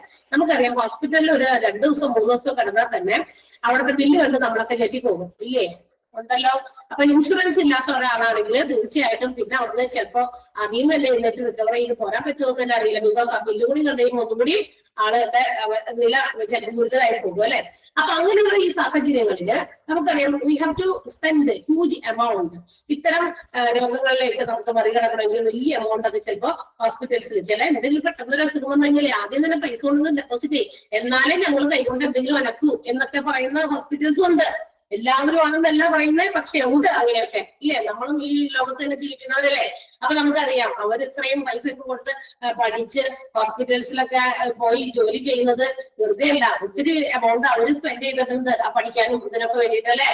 ലക്ഷങ്ങൾ ചെലവാക്കി അവർ ഡോക്ടറേറ്റ് ഒക്കെ എടുത്തത്. അപ്പൊ അവരുടെ സർവീസ് എന്ന് പറയുന്നത് അവർക്ക് ഭയങ്കര വാല്യുബിൾ ആണ് അവർ കൊടുക്കുന്ന സേവനം എന്ന് പറയുന്നത്. കാരണം അവർ അത്രയും കഷ്ടപ്പെട്ട് പഠിച്ചവരല്ലേ തീർച്ചയായിട്ടും. അപ്പൊ അങ്ങനെ വരുമ്പോ അവര് ആ ഒരു സ്പെൻഡ് ചെയ്ത അവരുടെ ടൈം, അവരുടെ എനർജി, അവരുടെ കാശ്, ഇതൊക്കെ അവർക്ക് വാല്യുബിൾ ആണ്. തീർച്ചയായിട്ടും അതൊക്കെ തിരിച്ചു പിടിക്കുക എന്നുള്ളത് അവരുടെ ലക്ഷ്യമാണ്. തീർച്ചയായിട്ടും ആ പേയ്മെന്റ് ഒക്കെ അവർ ചോദിക്കും. അപ്പൊ അത് ഡെപ്പോസിറ്റ് ചെയ്താൽ start the treatment or will go for the surgery. ഇതൊക്കെ ചെയ്യണമെങ്കിൽ ചിലപ്പോ പെട്ടെന്ന് ചില ഓപ്പറേഷൻസ് ഒക്കെ നടത്താനായിട്ട് കാശില്ലാണ്ട് വാദത്തില് ഇങ്ങനെ നോക്കിയിരിക്കുന്ന ആളുകളെയും നമ്മൾ ഒരു പരിധി വരെയൊക്കെ കണ്ടിട്ടുണ്ടായിരിക്കും. പക്ഷെ ഇന്ന് അതൊക്കെ കുറെ കുറഞ്ഞിട്ടുണ്ട്. ബിക്കോസ് ഇങ്ങനെ ഒരുപാട് ഇൻഷുറൻസ് പദ്ധതികൾ ഗവൺമെന്റ് കൂടി നടപ്പിലാക്കിയത് കൊണ്ട് പൂർ പീപ്പിളിന് വരെ നല്ല രീതിയിലുള്ള ക്വാളിറ്റി ട്രീറ്റ്മെന്റ് കിട്ടുന്ന രീതിയിലുള്ള അല്ലെങ്കിൽ ക്വാളിറ്റി ആയിട്ടുള്ള എന്താ പറയുക സേവനം ഉപയോഗപ്പെടുത്താവുന്ന രീതിയിൽ പദ്ധതികൾ കൊണ്ടുവന്നിട്ടുണ്ട്. അതുകൊണ്ട് കുഴപ്പമില്ല. അപ്പൊ ഈ പറയുന്ന അസുഖങ്ങളൊക്കെ ഉണ്ടെങ്കിൽ നമ്മൾ ഹോസ്പിറ്റലൈസ് ആകുമ്പോൾ ഒരു ഹ്യൂജ് എമൗണ്ട് നമ്മുടെ പോക്കറ്റിൽ നിന്നോ നമ്മളുടെ എന്തെങ്കിലുമൊക്കെ നമ്മൾ കഷ്ടപ്പെട്ട് മാറ്റി വെച്ചിരിക്കുന്ന സേവിങ്സിൽ നിന്നൊക്കെ എടുത്തു കൊടുക്കേണ്ടി വരും. അത് ചിലപ്പോൾ ചില ഫാമിലീസിനെ ഫിനാൻഷ്യൽ ക്രൈസിസിലേക്ക്, സാമ്പത്തിക ബുദ്ധിമുട്ടിലേക്ക്, സാമ്പത്തിക പ്രതിസന്ധിയിലേക്ക് നയിക്കാൻ സാധ്യതയുണ്ട്. തീർച്ചയായിട്ടും പിന്നെ നമ്മൾ വലിയ കാര്യം വിട്ട് എന്തെങ്കിലും കാര്യം കാണാമെന്ന് വിചാരിച്ച് പിടിച്ച് നമ്മൾ മുഴുവൻ കിട്ടുന്ന ഇൻകം മുഴുവൻ ചെലവാക്കാതെ കുറച്ച് കുഞ്ഞു സേവിങ്സ് ആയിട്ട് എവിടെയെങ്കിലും ഡെപ്പോസിറ്റ് ചെയ്തിരിക്കുക. പെട്ടെന്ന് ഇതുപോലെയുള്ള ചില പ്രത്യാഘാതങ്ങൾ, അതായത് രോഗങ്ങളായിട്ടോ ആക്സിഡന്റുകളായിട്ടോ നമ്മളിലേക്ക് വന്നു കഴിഞ്ഞാൽ നമുക്ക് അത്രയും പൈസയൊക്കെ നമ്മൾ ഈ ഫണ്ടൊക്കെ എടുത്ത് വെച്ചേക്കുന്നതൊക്കെ ഇത് മുഴുവൻ എടുത്ത് കൊടുക്കേണ്ടി വരും. ചിലപ്പോൾ വീടും വിൽക്കേണ്ടി വരും, സ്ഥലവും വിൽക്കേണ്ടി വരും, അവസാനം ഒന്നുമില്ലാത്ത ആൾക്കാരായി മാറും. അതാണ് ചില ഫാമിലീസിനെ അത് വലിയ സാമ്പത്തിക പ്രതിസന്ധിയിലേക്ക് നയിക്കാൻ സാധ്യതയുണ്ട്. മാത്രമല്ല അങ്ങനെയുള്ളത് കാരണം ചില പുവർ ഫാമിലീസിന് അവർക്ക് ഇത്തരം കോസ്റ്റ്ലി ആയിട്ടുള്ള സർവീസസ് ചിലപ്പോൾ ലഭ്യമാക്കാനായിട്ട് പറ്റില്ല. അപ്പൊ അങ്ങനെ ഒരു ഇൻഷുറൻസ് കവറേജ് പുവർ ഫാമിലീസിനെ കൂടി സപ്പോർട്ട് ചെയ്യാൻ വേണ്ടിയിട്ട്, അത്തരം പുവർ പേഷ്യൻസിനെ കൂടി ഹൈ കോസ്റ്റ്ലി ആയിട്ടുള്ള ട്രീറ്റ്മെന്റുകൾ ലഭ്യമാകുന്ന രീതിയിൽ എന്ത് ചെയ്യുന്നു, ഇൻഷുറൻസ് കവറേജ് നൽകുന്നു. അതാണ് ഒന്നാമത്തെ അഡ്വാൻറ്റേജ്. ഓക്കെ, അപ്പൊ ഇൻഷുറൻസ് ഒരു പരിധി വരെ അതിനെ ഹെൽപ്പ് ചെയ്യുന്നുണ്ട്. ഫസ്റ്റ് അഡ്വാൻറ്റേജ് മനസ്സിലായോ? കാര്യം മനസ്സിലായില്ലേ? അതൊക്കെ വായിച്ചു നോക്കിയാൽ ഇനി ക്ലിയർ ആയിക്കോളും. വ്യക്തമായിട്ട് പറഞ്ഞിട്ടുണ്ട്. അടുത്തത് costly health care services also send families to poverty. ഇതുപോലെയുള്ള വലിയ ഹോസ്പിറ്റലിന്റെ സേവനം നമ്മൾ ലഭ്യമാക്കുമ്പോൾ ചില ഫാമിലീസിനെ, കുടുംബങ്ങളെ ദാരിദ്ര്യത്തിലേക്ക് വരെ നയിക്കും. എന്ന് വെച്ചാൽ അവർക്ക് ഇപ്പൊ ഇതുപോലെയുള്ള പോളിസീസ് ഒന്നും ഇല്ലെങ്കിൽ, ഇൻഷുറൻസ് ഒന്നും ഇല്ലെങ്കിൽ എന്ത് ചെയ്യും, അവര് ഒരാളുടെ പ്രിയപ്പെട്ട ഒരാളുടെ ജീവൻ തന്നെയാണ് നമുക്ക് ഏറ്റവും വലുത്. അപ്പൊ നമ്മളുടെ ഉള്ളത് മുഴുവൻ വിറ്റുപെറുക്കിയിട്ട് നമ്മൾ ആളുടെ ജീവനെ തിരിച്ചു പിടിക്കാനായിട്ട് നോക്കും. അപ്പൊ ഉള്ളത് മുഴുവൻ എന്ന് പറയുമ്പോൾ ചിലപ്പോൾ അവർക്ക് ആകെ ഉള്ളത് ചിലപ്പോൾ ഒരു ഇച്ചിരി താമസിക്കുന്ന ഒരു വീടോ അല്ലെങ്കിൽ ഒരു ചെറിയ വീടോ ഒക്കെ ആയിരിക്കാം. അതുവരെ ചിലപ്പോൾ വിറ്റോ പെറുക്കിയോ ഒക്കെ എന്ത് ചെയ്യുന്നു, ആ ഒരാളുടെ ജീവന് വേണ്ടി നമ്മൾ എന്ത് ചെയ്യും, കുറച്ച് സ്ട്രഗിൾ ചെയ്യേണ്ടി വരും. അപ്പൊ അങ്ങനെയുള്ള ആ സമയത്ത് അവരൊക്കെ എന്ത് ചെയ്യും, ദാരിദ്ര്യത്തിൽ നിന്ന് ദാരിദ്ര്യത്തിലേക്കായിരിക്കും പോവുക. അപ്പൊ ഒരു പരിധി വരെ medical insurance can avoid this situation. ഇത്തരം സാഹചര്യങ്ങളെ ഒരു പരിധി വരെ ഒഴിവാക്കാനായിട്ട് മെഡിക്കൽ ഇൻഷുറൻസ് കൊണ്ട് സാധിക്കുന്നു എന്നുള്ളതാണ് സെക്കൻഡ് അഡ്വാൻറ്റേജ്. ക്ലിയർ ആയല്ലോ? Okay, next one, medical insurance also covers or permits the patients for negotiation. എന്ന് വെച്ചാൽ പേഷ്യൻസിന് അവർക്ക് ആവശ്യമുള്ള രീതിയിലുള്ള എന്താ പറയാ ട്രീറ്റ്മെന്റുകളൊക്കെ, അതായത് അവരോടൊക്കെ ചോദിച്ച് മനസ്സിലാക്കി ഏത് ടൈപ്പ് ഓഫ് ട്രീറ്റ്മെന്റ് നിങ്ങൾക്ക് വേണം എന്നുള്ളതൊക്കെ അവരോട് തന്നെ ചോദിച്ച് നെഗോഷിയേഷൻ എന്ന് വെച്ചാൽ അവരോട് കൂടി ആലോചിച്ച് കാര്യങ്ങളൊക്കെ മനസ്സിലാക്കി അത്തരം ട്രീറ്റ്മെന്റുകൾ പ്രൊവൈഡ് ചെയ്യാനായിട്ട് മെഡിക്കൽ ഇൻഷുറൻസ് കൊണ്ട് സാധിക്കുന്നു എന്നുള്ളതാണ്. കാരണം ചില ആൾക്കാർക്ക് ഇപ്പൊ ഇൻഷുറൻസ് ഉണ്ടെങ്കിൽ ഇൻഷുറൻസ് കമ്പനിക്കാരെ ഇതിനിടയിൽ ഇടപെടും. എന്ന് വെച്ചാൽ ഇവർക്ക് ഇപ്പൊ എനിക്ക് ഒരു ഇൻഷുറൻസ് ഒക്കെ ഉള്ള ഒരു വലിയ എന്റെ കയ്യിൽ അതിനുള്ള സ്പെൻഡ് ചെയ്യാൻ കൂടുതൽ എമൗണ്ട് ഒന്നുമില്ല. ഇൻഷുറൻസ് കമ്പനി എനിക്ക് വേണ്ടിയിട്ട് സംസാരിക്കാൻ വേണ്ടി ഇവരോട് ചോദിച്ച്, പേഷ്യൻസിനോട് ചോദിച്ച് ഏത് ടൈപ്പ് ഓഫ് ക്വാളിറ്റി ട്രീറ്റ്മെന്റ് നിങ്ങൾക്ക് വേണ്ടേ, അത് ഏത് ഹോസ്പിറ്റൽസിലാണ്, അവരോട് ചോദിച്ച് മനസ്സിലാക്കി അത്തരം ഒരു കാര്യങ്ങളൊക്കെ ഒന്ന് അറേഞ്ച് ചെയ്യാൻ വേണ്ടി മെഡിക്കൽ ഇൻഷുറൻസ് ഹെൽപ്പ് ചെയ്യുന്നത്. ചിലപ്പോൾ അവർക്ക് അറിയില്ല എന്താ ചെയ്യണ്ടേ, ഇൻഷുറൻസ് ഉള്ളതുകൊണ്ട് ആ ഇൻഷുറൻസ് കമ്പനിക്കാരെ ഇടപെടുന്നത് കൊണ്ട് ബാക്കി കാര്യങ്ങളൊക്കെ ചെയ്യും. അല്ലെങ്കിൽ എന്ത് പറ്റും, ഹോസ്പിറ്റൽസ് ആണെങ്കിൽ ഇൻഷുറൻസ് ഒന്നുമില്ല, അപ്പൊ എന്ത് ചെയ്യുന്നു? അത്ര വലിയ കാര്യമായിട്ട് നോക്കണ്ട, കാരണം അവരുടെ കയ്യിൽ നമുക്ക് തരാൻ കാശൊന്നുമില്ല, ഇപ്പൊ വലിയ പരിഗണനയൊന്നും കൊടുക്കണ്ട, അവർക്ക് ക്വാളിറ്റി ട്രീറ്റ്മെന്റ് ഒന്നും കൊടുക്കണ്ട, അവിടെ ലോട്ട് കിടക്കട്ടെ, അല്ലെങ്കിൽ അവിടെ മാറ്റിയിട്, അല്ലെങ്കിൽ അവർക്ക് റൂം വേണ്ട, വാർഡ് വേണ്ട, എവിടെയെങ്കിലും ഇരിക്കാനും മതി, അങ്ങനെയൊക്കെയാണ്. പക്ഷെ ഒരു ഇൻഷുറൻസ് ആണെങ്കിൽ തീർച്ചയായിട്ടും മെഡിക്ലെയിം ഇൻഷുറൻസ് ഒക്കെ ഉണ്ടെങ്കിൽ, മെഡിക്കൽ ഇൻഷുറൻസ് ഉണ്ടെങ്കിൽ കമ്പനി അതിനകത്ത് ഇടപെടും. അപ്പൊ കമ്പനി ഇടപെട്ട് പേഷ്യൻസിനോട് ചോദിച്ച് മനസ്സിലാക്കി അവർക്ക് വേണ്ട ട്രീറ്റ്മെന്റുകൾ ഹോസ്പിറ്റൽസിൽ പ്രൊവൈഡ് ചെയ്യാനുള്ള ആ ഒരു സാഹചര്യമുണ്ട് ഇത്തരം ഇൻഷുറൻസ് ഉണ്ടെങ്കിൽ. അതൊരു അഡ്വാൻറ്റേജ് ആണ്, ബെനിഫിറ്റ് ആണ്. Next, also it protects us from unexpected cost. നമ്മൾ അപ്രതീക്ഷിതമായി ഉണ്ടാകുന്ന ചെലവുകളെ ഒരു പരിധി വരെ എന്താ പറയാ പ്രൊട്ടക്ട് ചെയ്യാൻ, നമ്മളെ അതിൽ നിന്ന് സംരക്ഷിക്കാനായിട്ട് ഹെൽത്ത് ഇൻഷുറൻസിന് സാധിക്കുന്നു. കാരണം വലിയ ആക്സിഡന്റ് വരിക, വലിയ രോഗം നമ്മളെ പ്രതീക്ഷിച്ച് അവിടെ നിൽക്കണ്ട്, പെട്ടെന്ന് വരിക, നമ്മൾ എക്സ്പെക്ട് ചെയ്യാത്ത ഒരു രോഗത്തെ നമ്മളിലേക്ക് വരുമ്പോൾ തീർച്ചയായിട്ടും അതിന് കുറെ താമസമൊക്കെ ഉണ്ടാകും, അത് രോഗം ഭേദമാകാനൊക്കെ. അത്രയും ദിവസമൊക്കെ ഹോസ്പിറ്റലിലേക്ക് പോയി വരണം, കിടക്കണം, അങ്ങനെയൊക്കെ. അപ്പൊ അൺഎക്സ്പെക്ടഡ് ആയിട്ടുള്ള ചെലവുകളെയൊക്കെ ഒരു പരിധി വരെയൊക്കെ പ്രൊട്ടക്ട് ചെയ്യാൻ, സംരക്ഷിക്കാനായിട്ട് ഹെൽത്ത് ഇൻഷുറൻസ് കൊണ്ട് സാധിക്കുമെന്നുള്ളത് മറ്റൊരു അഡ്വാൻറ്റേജ് ആണ്. പിന്നെ പുവർ പീപ്പിളിനും അല്ലെങ്കിൽ ആർക്കും ക്വാളിറ്റി ട്രീറ്റ്മെന്റ് അഫോർഡബിൾ ആക്കാനും ഇൻഷുറൻസ് ക്ലെയിം ഉണ്ടെങ്കിൽ പറ്റും. നേരത്തെ പറഞ്ഞ മൂന്നാമത്തെ പോയിന്റിനെ ഒന്നുകൂടി ഇതിനോട് ചേർത്ത് നിർത്താം. അതായത് ഇപ്പൊ പുവർ പീപ്പിൾസ് ആണ്, അപ്പൊ ചില ഹോസ്പിറ്റൽസിലുണ്ട്, എല്ലാവരും ആണെന്ന് ഞാൻ പറയുന്നില്ല, വീണ്ടും പറയാണ്, ചില ഹോസ്പിറ്റൽസ് ഉണ്ട് പുവർ പീപ്പിൾ അല്ലേ, അവരുടെ കയ്യിൽ കാശില്ല തരാനായിട്ട്, അതുകൊണ്ട് ആ രീതിയിലുള്ള ട്രീറ്റ്മെന്റ് കൊടുത്താൽ മതി. അങ്ങനെയല്ല, ഈ മെഡിക്കൽ ഇൻഷുറൻസ് ഉണ്ടെങ്കിൽ ഇൻഷുറൻസ് കമ്പനി അതിന്റെ ഇടയിൽ വരുന്നത് കൊണ്ട്, ഒരു ഇന്റർമീഡിയറി പോലെ വരുന്നത് കൊണ്ട് ക്വാളിറ്റി ട്രീറ്റ്മെന്റ് എല്ലാവർക്കും അഫോർഡ് ചെയ്യാൻ പറ്റുന്ന രീതിയിലേക്ക് മാറിയിട്ടുണ്ട്. അത് മറ്റൊരു അഡ്വാൻറ്റേജ് ആണ്. ക്ലിയർ ആയോ? ക്ലിയർ ആയോ point? And last one is tax benefit. മറ്റൊരു കാര്യമാണ് ടാക്സ് ബെനിഫിറ്റ്. എന്താ ഈ ടാക്സ് ബെനിഫിറ്റ് എന്താണെന്ന് കയറിയെന്ന് നിങ്ങൾ വിചാരിക്കും. ചില ആളുകൾക്ക് നമുക്കറിയാം മെഡിക്ലെയിം ഇൻഷുറൻസിന്റെ ഒക്കെ പ്രീമിയം, ഏത് ഇൻഷുറൻസ് ആയാലും നമ്മളൊരു പ്രീമിയം അടയ്ക്കുന്നു എന്ന് നമ്മൾ ഏറ്റവും ആദ്യം പറഞ്ഞു. പ്രീമിയം അടയ്ക്കുന്നത് നിശ്ചിത തുക പ്രീമിയം ആയിട്ട് അടയ്ക്കുന്നുണ്ട്. ചില ആളുകൾക്ക് ഈ ഇൻകം ടാക്സ് ഒക്കെ കൊടുക്കേണ്ടി വരുന്ന ആൾക്കാരില്ലേ, ഇൻകം ടാക്സ് ഒക്കെ കൊടുക്കേണ്ടി വരുന്ന, ഒരു ഇൻകം ഇത്ര എമൗണ്ടിൽ അധികം ഏൺ ചെയ്യുന്ന ആൾക്കാർ, മാസ വരുമാനം ഇത്ര തുകയിൽ കൂടുതലാണെങ്കിൽ അങ്ങനെയുള്ളവർക്ക് എന്ത് ചെയ്യണം? വരുമാന നികുതി കൊടുക്കണമെന്ന്, ഇൻകം ടാക്സ് കൊടുക്കേണ്ടി വരും. അങ്ങനെ ഇൻകം ടാക്സ് കൊടുക്കേണ്ടി വരുമ്പോഴേ ഈ ഇൻഷുറൻസിന് വേണ്ടി നമ്മളൊരു ചെറിയ ചെറിയ തുകകളോ വലിയ തുകകളോ എന്താണോ അതിങ്ങനെ പ്രീമിയം ആയിട്ട് അടച്ചടച്ച് മാറ്റി വെച്ചിട്ടുണ്ടെങ്കിൽ ആ എമൗണ്ട്, ആ ഒരു ഇയറിൽ അടച്ച പ്രീമിയത്തിന്റെ എമൗണ്ട് ഈ പറയുന്ന ഇൻകം ടാക്സ് കൊടുക്കേണ്ടി വരുന്ന എമൗണ്ട് എത്രയാണോ അതിന്റെ പെർസെന്റേജ് കാണുന്നതിനും ഈ ഒരു എമൗണ്ട്, ഈ പ്രീമിയം ആയിട്ട് അടച്ച എമൗണ്ട് നമുക്ക് അതിൽ നിന്ന് മൈനസ് ചെയ്യാം. ബാക്കിയുള്ളതിന് ടാക്സ് അടച്ചാൽ മതി. ക്ലിയർ ആയിട്ടുണ്ടാവില്ല, ഒന്നുകൂടി പറയാം. അതായത് ഒരു ഇൻഷുറൻസ് എടുത്തിരിക്കുന്ന ആളുകൾക്ക് പ്രീമിയം അടയ്ക്കണമെന്ന് ഞാൻ നേരത്തെ പറഞ്ഞല്ലോ.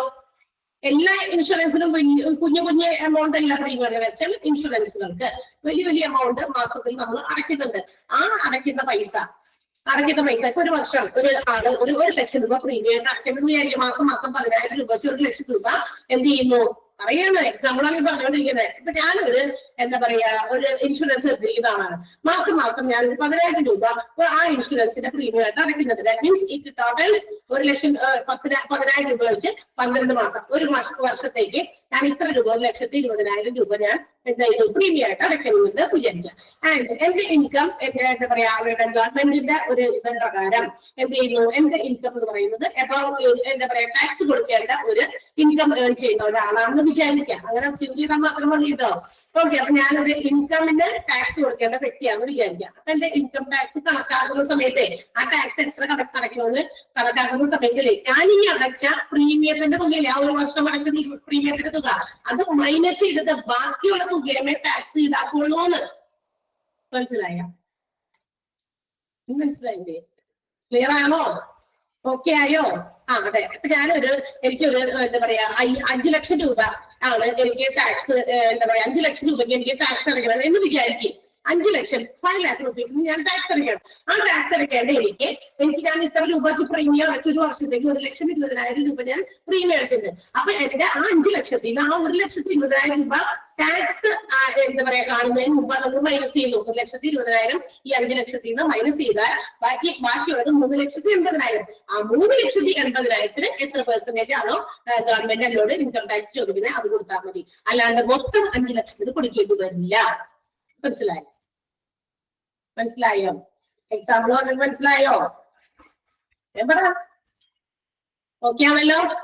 ഓക്കെ, അപ്പൊ ഇതൊക്കെയാണ് ഒരു ഇൻഷുറൻസ്, ഒരു ഹെൽത്ത് ഇൻഷുറൻസ് സ്കീമില് പാർട്ടിസിപ്പേറ്റ് ചെയ്താലുള്ള ചില ഗുണങ്ങൾ, ചില നേട്ടങ്ങൾ. എന്തൊക്കെയാ? ഡയറക്റ്റ് പേയ്മെന്റ് പോക്കറ്റിൽ നിന്ന് പോകുമ്പോൾ നമുക്ക് ഫിനാൻഷ്യൽ ക്രൈസിസ് വരും. സോ അപ്പൊ അങ്ങനെ വരുമ്പോൾ ഹൈ കോസ്റ്റ്ലി ആയിട്ടുള്ള ഹെൽത്ത് സർവീസസ് നമുക്ക് എന്താ പറയാ അഫോർഡ് ചെയ്യാൻ പറ്റാതെ വരും. അങ്ങനെയുള്ള ആളുകൾക്ക് പുവർ പേഷ്യൻസിനെ സംബന്ധിച്ച് അതൊക്കെ അഫോർഡ് ചെയ്യാൻ പറ്റാതെ വരും. പക്ഷെ മെഡിക്ലെയിം ഇൻഷുറൻസ് ഹെൽപ്പേഴ്സ് അങ്ങനെ നമ്മളെ സഹായിക്കുന്നു അതിന് വേണ്ടിയിട്ട് എന്നുള്ളതാണ്. കോസ്റ്റ്ലി ഹെൽത്ത് സർവീസസ് ഒക്കെ ചിലപ്പോ നമ്മൾ ഏൺ ചെയ്യുമ്പോൾ അല്ലെങ്കിൽ നമ്മൾ നേടുമ്പോൾ can send the families into പോവർട്ടിയിലേക്ക് നയിക്കാം. പക്ഷെ മെഡിക്ലെയിം ഇൻഷുറൻസ് ഇത്തരം സാഹചര്യങ്ങൾ ഒഴിവാക്കുന്നു. മെഡിക്ലെയിം ഇൻഷുറൻസുകൾ പേഷ്യൻസിന്റെ നെഗോഷിയേഷൻ അനുസരിച്ച് അവരോട് ആലോചിച്ച് അത്തരം അവർക്ക് വേണ്ടിയിട്ടുള്ള കെയറിങ് കൊടുക്കാൻ പറ്റും എന്നുള്ളത് മറ്റൊരു അഡ്വാൻറ്റേജ് ആണ്. ഹെൽത്ത് ഇൻഷുറൻസ് പോളിസീസ് അൺഎക്സ്പെക്ടഡ് ആയിട്ടുള്ള കോസ്റ്റുകളെ നമ്മളെ പ്രൊട്ടക്ട് ചെയ്യുന്നു എന്നുള്ളതാണ്.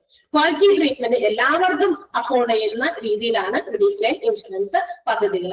ആൻഡ് ടാക്സ് ബെനിഫിറ്റിന് വേണ്ടിയും നമുക്കൊരു മെഡിക്ലെയിം ഇൻഷുറൻസ് ഉണ്ടാകേണ്ടത് അത്യാവശ്യമാണ്. These are the advantages of health insurance scheme.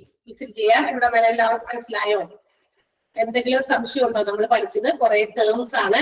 ആദ്യം തന്നെ മെഡിക്ലെയിം ഇൻഷുറൻസ്, മെഡിക്കൽ ഇൻഷുറൻസ് എന്ന് പറയുന്ന ചാപ്റ്ററിൽ കുറച്ച് ടേംസ്, ഹെൽത്ത് ഇൻഷുറൻസ് എന്താന്ന് പറഞ്ഞു, insured, insurer, premium, health insurance policy, claim, ആ ക്ലെയിമിൽ തന്നെ first party claim, third party claim പറഞ്ഞു, എക്സ്ക്ലൂഷൻ, മെഡിക്ലെയിം ഇൻഷുറൻസ്, പിന്നെ കുറച്ച് ഫേംസ് ഇന്ത്യയില് മേജർ ആയിട്ട് കാണുന്ന കുറച്ച് ഹെൽത്ത് ഇൻഷുറൻസ് ഫേമുകളെ കുറിച്ച് പറഞ്ഞു. ആൻഡ് അഡ്വാൻറ്റേജസ് ആണ് നമ്മൾ പറഞ്ഞത്. ഇവിടെ വരെ ക്ലിയർ ആണല്ലോ? ഒരു ഡൗട്ടും ഇല്ലല്ലോ? എന്തെങ്കിലും ഡൗട്ട് ഉണ്ടോ? അപ്പൊ ഡൗട്ട് ഇല്ലാത്ത സ്ഥിതിക്ക് നമ്മൾ 2-3 മിനിറ്റ് ബ്രേക്ക് ചെയ്യാണ്. And after that I will continue again up to 12 okay. So ആരും പോയേക്കരുത് ആ വഴി, വീണ്ടും തിരിച്ചു വരാം. അടുത്ത 12 വരെ ഞാൻ തന്നെയായിരിക്കും കണ്ടിന്യൂ ചെയ്യാം. ഓക്കെ.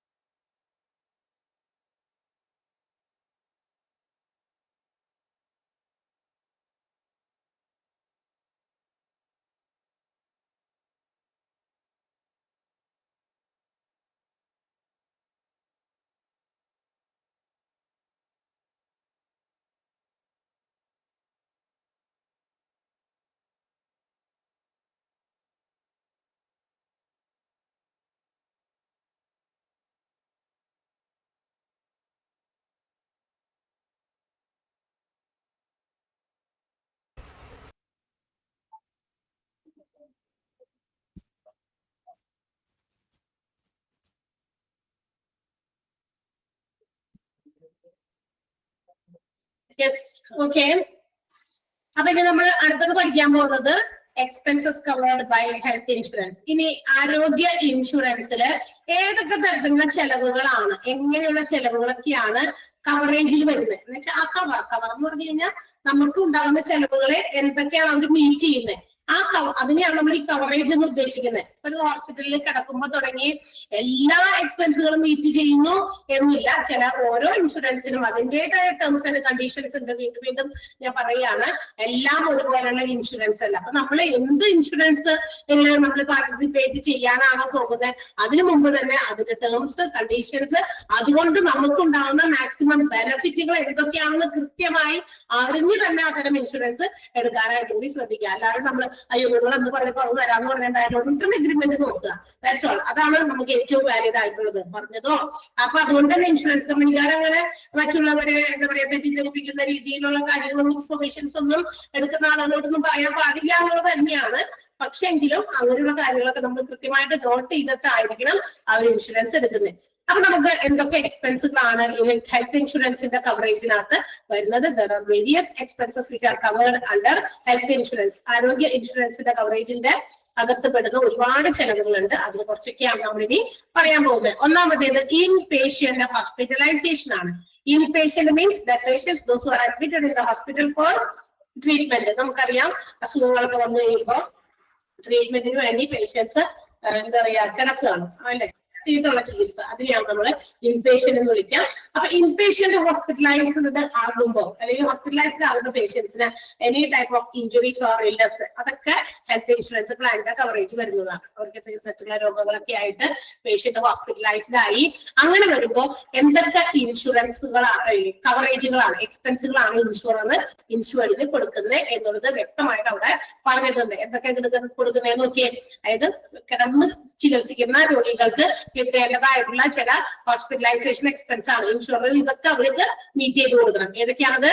റൂം റെന്റ്, ആ പേഷ്യന്റിന്റെ റൂം റെന്റ്, നഴ്സിംഗ് എക്സ്പെൻസസ് ചികിത്സയുമായിട്ട് ബന്ധപ്പെട്ടിട്ട് ശുശ്രൂഷയുമായിട്ട് ബന്ധപ്പെട്ടിട്ടുള്ള ചെലവുകള്, ICU ഉപയോഗിച്ചിട്ടുണ്ടെങ്കിൽ അതിന്റെ ചാർജസ്, ഡോക്ടറെ കൺസൾട്ട് ചെയ്തതിന്റെ ഫീസും മറ്റു കാര്യങ്ങളും ഒക്കെ, പിന്നെ സർജറീസ് എന്തെങ്കിലും നടത്തിയിട്ടുണ്ടെങ്കിൽ അതിന്റെ ചെലവുകൾ, and also some other cost like surgical tools and diagnostic materials. അതായത് സർജറിക്കും അതുപോലെ തന്നെ എന്തെങ്കിലും ടെസ്റ്റ് ചെയ്യാനായിട്ട് ഒരു പേഷ്യന്റിന് മാത്രം ഉപയോഗിക്കേണ്ട ചില മെറ്റീരിയൽസ് ഒക്കെ ഉണ്ട്. After that it should B disposable അല്ലെ, ഒറ്റ ടൈം മാത്രമേ അത് ഉപയോഗിക്കാൻ പറ്റുള്ളൂ. അത് ഇപ്പോൾ ഡിസ്പോസ് ചെയ്യുന്ന മെറ്റീരിയൽസ് ഒക്കെ ആണെങ്കിൽ ഓരോ പേഷ്യന്റിനും അവനവൻ തന്നെ വാങ്ങിക്കണം.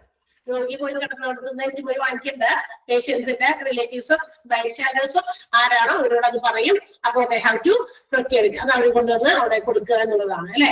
അപ്പൊ അതൊക്കെ പുറത്തുനിന്ന് വാങ്ങിക്കുക, അല്ലെങ്കിൽ ഹോസ്പിറ്റൽസിന്റെ തന്നെ ഫാർമസിയിൽ നിന്നൊക്കെ വാങ്ങിക്കുമ്പോൾ അതിനും എക്സ്പെൻസുകളൊക്കെ വരും അല്ലെ. അതുകൊണ്ടാണ് അത് സെപ്പറേറ്റ് പറഞ്ഞിരിക്കുന്നത്. ടൂൾസ്, സർജിക്കൽ ടൂൾസുകൾ അങ്ങനെ എന്തെങ്കിലും വാങ്ങിച്ചിട്ടുണ്ടോ? ഡയഗ്നോസ്റ്റിക്, നമുക്ക് രോഗം എന്താണെന്ന് നോക്കാൻ വേണ്ടി രോഗനിവാരണത്തിന് വേണ്ടിയിട്ടുള്ള എന്തെങ്കിലും മെറ്റീരിയൽസ് വാങ്ങിച്ചിട്ടുണ്ടോ? അതൊക്കെ വാങ്ങിച്ചിട്ടുണ്ടെങ്കിൽ അതൊക്കെ ഈ ഇൻ പേഷ്യന്റ് ഹോസ്പിറ്റലൈസേഷനകത്ത് വരുന്നതാണ്. ഇത്തരം ചെലവുകളെല്ലാം തന്നെ ഇൻഷുറിന്റെ നടത്തി കൊടുക്കേണ്ടതാണ്. അതാണ് ഒന്നാമത്തെ inpatient hospitalization due to any injury or illness. All the expenses which is to be met by the insurer are room rent, nursing expenses, ICU charges, doctor consultation, surgery, surgical tools and also diagnostic materials. Clear ആയോ? ഇവിടെ വരാൻ inpatient ആയിട്ടുള്ള hospitalised ആയിട്ടുള്ള പേഷ്യന്റിന്റെ ഏതൊക്കെ ചെലവുകളാണ് insurance വഹിക്കാമെന്നാണ് പറഞ്ഞേക്കുന്നത്. Clear ആണല്ലോ?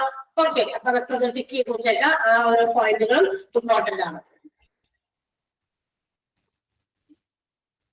Inpatient ഹോസ്പിറ്റലൈസേഷന്റെ ഏതൊക്കെ ചെലവുകളാണ് insurance എന്താ പറയാ കവർ ചെയ്യുന്നത് എന്നാണ് പറഞ്ഞേക്കുന്നത്. അത് ഓരോ പോയിന്റും ടിക്ക് ചെയ്യാം. Next one pre hospitalization expense ആണ്. പ്രീ ഹോസ്പിറ്റലൈസേഷൻ എന്ന് വെച്ചാൽ ഹോസ്പിറ്റലിൽ അഡ്മിറ്റ് ചെയ്ത് കഴിയുമ്പോഴുള്ള ചെലവുകളാണ് ആ പറഞ്ഞതൊക്കെ. ഓക്കെ. അപ്പൊ ചെയ്ത് കഴിയുന്നതെന്ന് പറഞ്ഞാൽ അതിന് തൊട്ട് മുമ്പ് ചെലവൊന്നും ഉണ്ടായിട്ടില്ല എന്നാണോ? തീർച്ചയായിട്ടും ഉണ്ടാവണമല്ലോ. ഹോസ്പിറ്റലിലേക്ക് ആ പേഷ്യന്റ് അവിടെ എത്തിക്കഴിഞ്ഞതിന് ശേഷമാണ് അത് അഡ്മിറ്റ് ചെയ്യുന്നത്. അഡ്മിറ്റ് ചെയ്യുന്നതിന് മുമ്പ് ചില ചെലവുകളൊക്കെ ആ പേഷ്യന്റിന് വേണ്ടി വരാറുണ്ട്. അത്തരം ചെലവുകളാണ് നമ്മളിവിടെ പ്രീ ഹോസ്പിറ്റലൈസേഷൻ എക്സ്പെൻസ് എന്ന് പറയുന്നത്. Medical expenses incurred by the patient before they are hospitalized. അതായത് അഡ്മിറ്റ് ചെയ്യുന്നതിന് മുമ്പ് തൊട്ട് മുന്നേ തുടങ്ങുന്ന ചില എക്സ്പെൻസുകളൊക്കെ ഈ ഒരു ഇൻഷുറൻസ് പദ്ധതിയിൽ അതിന്റെ എക്സ്പെൻസുകൾ കവർ ചെയ്യുന്നതാണ്. പ്രീ ഹോസ്പിറ്റലൈസേഷൻ എക്സ്പെൻസ് അത് ഏതൊക്കെയാണെന്ന് അവിടെ എടുത്തു പറഞ്ഞിട്ടുണ്ട്. കൺസൾട്ടേഷൻ ഓഫ് ഡോക്ടറിന്റെ കൺസൾട്ടേഷൻ എന്ന് വെച്ചാൽ അഡ്മിറ്റ് ചെയ്യുന്നത് ആര് പറയുമ്പോഴാണ്? ഡോക്ടറെ കൺസൾട്ട് ചെയ്ത് കഴിഞ്ഞാലല്ലേ ഒരു പേഷ്യന്റിനെ അഡ്മിറ്റ് ചെയ്യണോ വേണ്ടതെന്ന് തീരുമാനിക്കുള്ളൂ. നമുക്ക് എന്തെങ്കിലും രോഗം വന്നു നമുക്ക് തോന്നുന്നു ഭയങ്കര വൈകാരികയാണെന്ന് പറഞ്ഞിട്ട് നമ്മൾ ഓടിപ്പോയിട്ട് മുറി കിടക്കുകയാണോ ചെയ്യുന്നത്?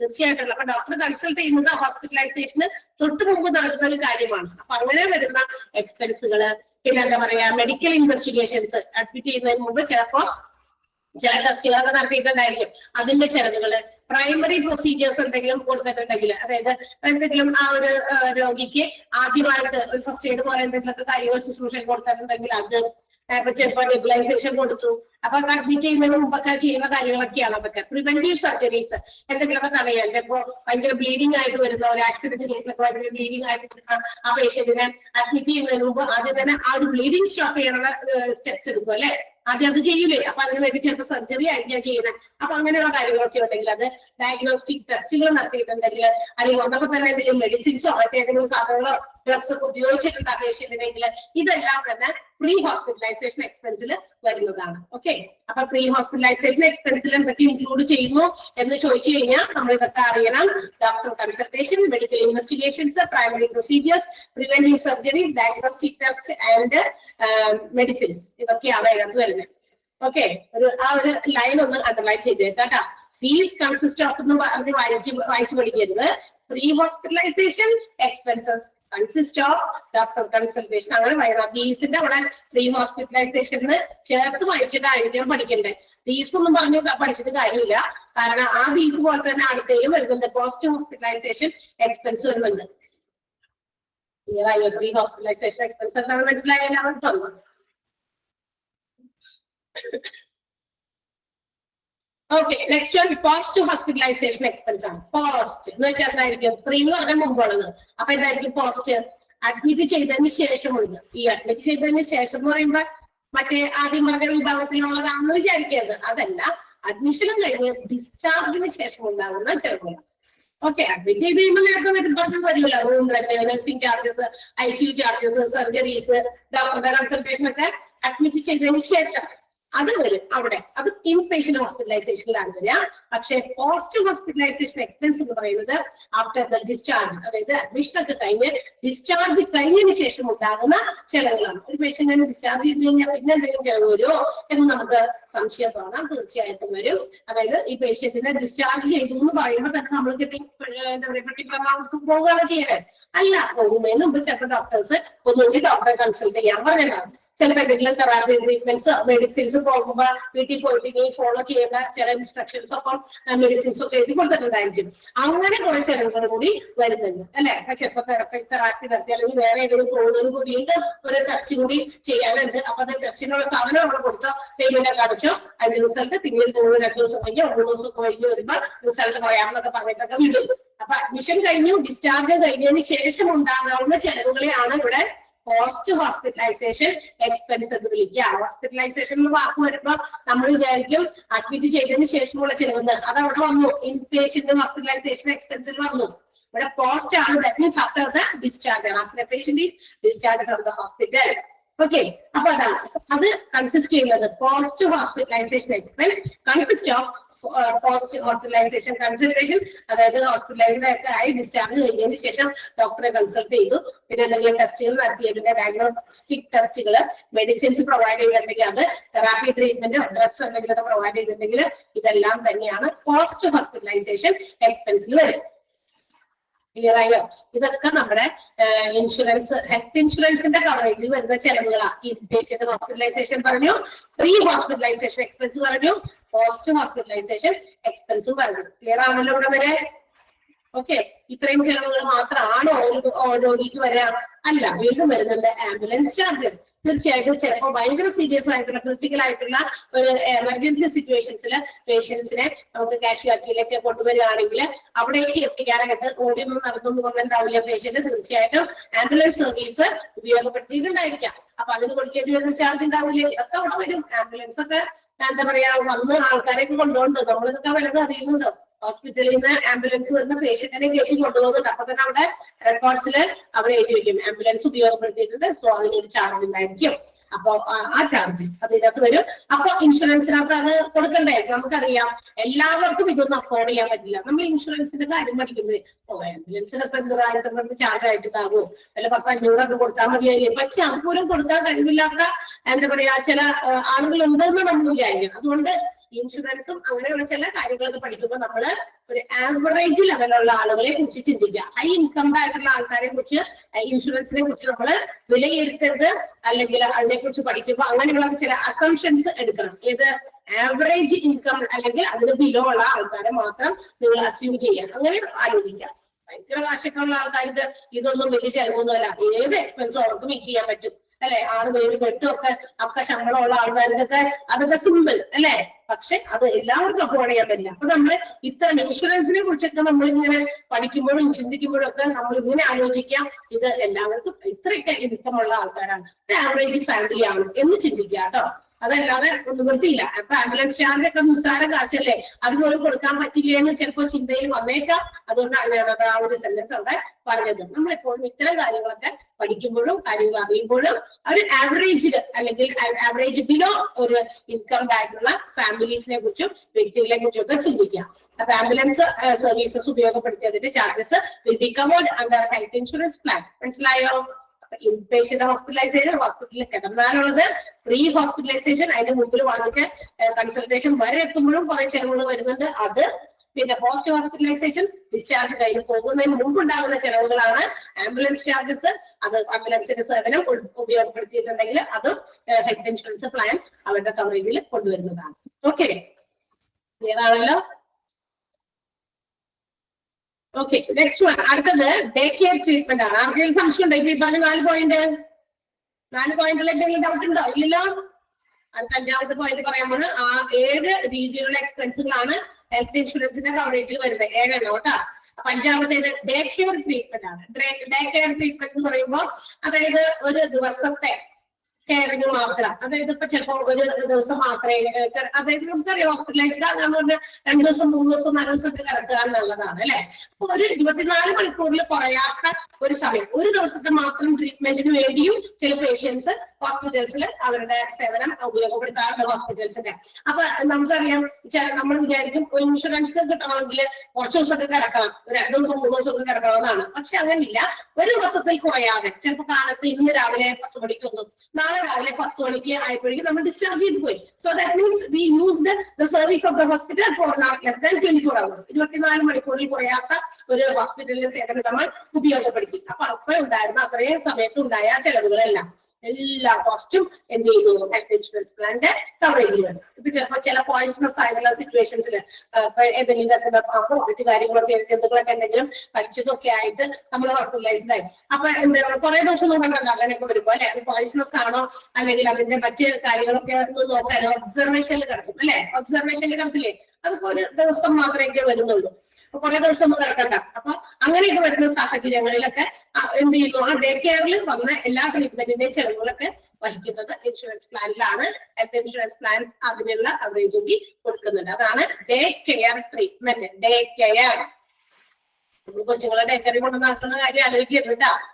നമ്മള് പോളിസി ഇൻഷുറൻസിന്റെ കാര്യമാണ് ചിന്തിക്കുന്നത്. ക്ലിയർ ആയോ? അടുത്തത് പറഞ്ഞോട്ടെ, day to day hospital cash cover. Okay, അടുത്തത് day to day hospital cash cover. ഇനിയും ഹെൽത്ത് ഇൻഷുറൻസ് പ്ലാൻ കവർ ചെയ്യുന്ന മറ്റൊരു കാര്യമാണ് they will give lump sum amount for the daily cash expenses of hospitalization. ഇനി ചില ഹെൽത്ത് ഇൻഷുറൻസ് പ്ലാനുകൾ എന്ത് ചെയ്യുന്നറിയോ? നമ്മൾ ഹോസ്പിറ്റലൈസ്ഡ് ആകുന്ന സമയത്ത് അവിടെ ഉണ്ടാകുന്ന എല്ലാ ചെലവുകളും ഡെയിലി ക്യാഷ് ആയിട്ട് ഒറ്റ തുകയായിട്ട് ലംപ് സം എമൗണ്ട്. ഇപ്പൊ ഇന്ന് ഒരു 10,000 രൂപ ചെലവായിട്ടുണ്ട്, അപ്പൊ 10,000 ഇൻഷുറൻസ് കമ്പനി കവറേജ് കൊടുക്കുന്നു.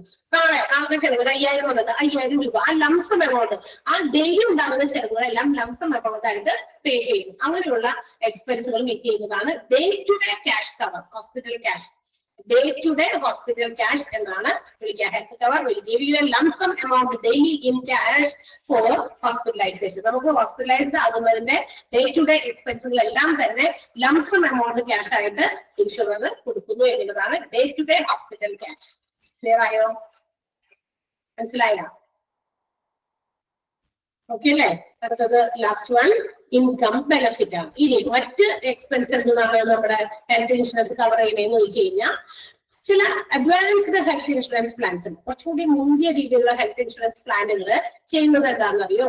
നമ്മളിപ്പോ ഹോസ്പിറ്റലിൽ കിടന്നു കഴിഞ്ഞാൽ അവിടുത്തെ ട്രീറ്റ്മെന്റിന്റെ കാശുകൾ കിട്ടും, എന്താ പറയാ സർജറിയുടെ കാശ് കിട്ടും, ഇൻപേഷ്യന്റ് ആയിട്ട് വരുമ്പോൾ റൂം റെന്റ്, കൺസൾട്ടേഷൻ ഫീസ്, അത് പ്രീ ഹോസ്പിറ്റലൈസേഷൻ ആയിക്കോട്ടെ പോസ്റ്റ് ഹോസ്പിറ്റലൈസേഷൻ ആയിട്ട് അത് കിട്ടും. അതൊക്കെ ട്രീറ്റ്മെന്റിന്റെ ഭാഗമാണ്. നമുക്കറിയാം ആംബുലൻസ് സർവീസ് ഉപയോഗപ്പെടുത്തി അപ്പോഴും ഹോസ്പിറ്റലിലേക്ക് രോഗിനെ എത്തിച്ചാലേ ട്രീറ്റ്മെന്റ് തുടങ്ങാൻ പറ്റുള്ളൂ. അതൊക്കെ നമുക്ക് സഹിക്കാം, അതൊക്കെ ഇൻഷുറൻസിന്റെ കവറേജിൽ വരും എന്ന് നമുക്ക് ഉത്തമ ബോധ്യമുണ്ട്. അല്ലെങ്കിൽ അത് കേട്ടപ്പോൾ തന്നെ ഓക്കെ ശരിയാണ് ഇതൊക്കെ വരുമെന്ന്.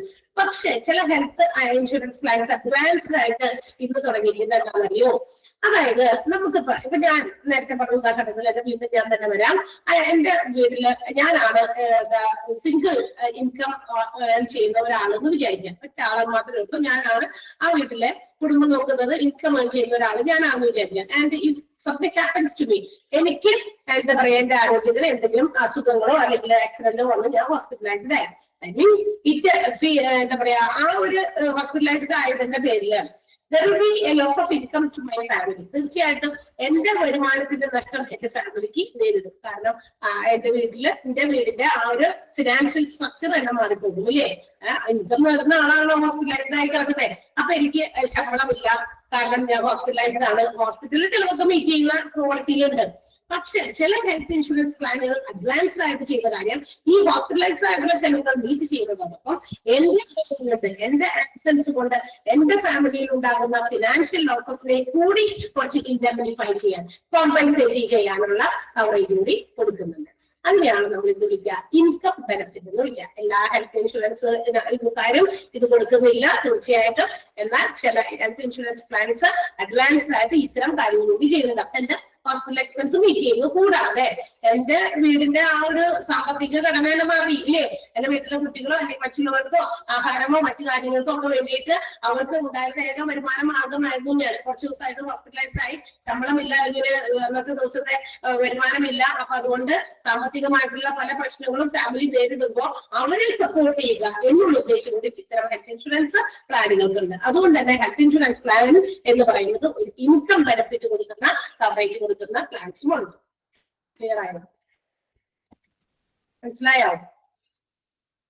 Sentence wise meaning or some advanced health insurance plans provide a lump sum to your family to replace the lost income of your family in case of your absence. നമ്മളുടെ അഭാവത്തിൽ നമ്മുടെ വീടിന് ഉണ്ടാകുന്ന ഫാമിലിക്ക് ഉണ്ടാകുന്ന വരുമാന നഷ്ടത്തെ കൂടി കവറേജ് കൊടുക്കുന്ന ചില ഇൻഷുറൻസ് പ്ലാനുകൾ, ഹെൽത്ത് ഇൻഷുറൻസ് പ്ലാനുകൾ അഡ്വാൻസ്ഡ് ആയിട്ട് ഇന്ന് നിലവിലുണ്ട്. അപ്പൊ ഒരു ഇത്ര കാശ് ഹോസ്പിറ്റൽസിൽ ചിലവ് മീറ്റ് ചെയ്യുന്നു, അത് കൊടുക്കൂലെന്നല്ല. അതിനൊക്കെ തന്നെ എന്റെ വീടിന്റെ സാമ്പത്തിക നിലക്ക് ആകെ താളം തെറ്റിപ്പോയി.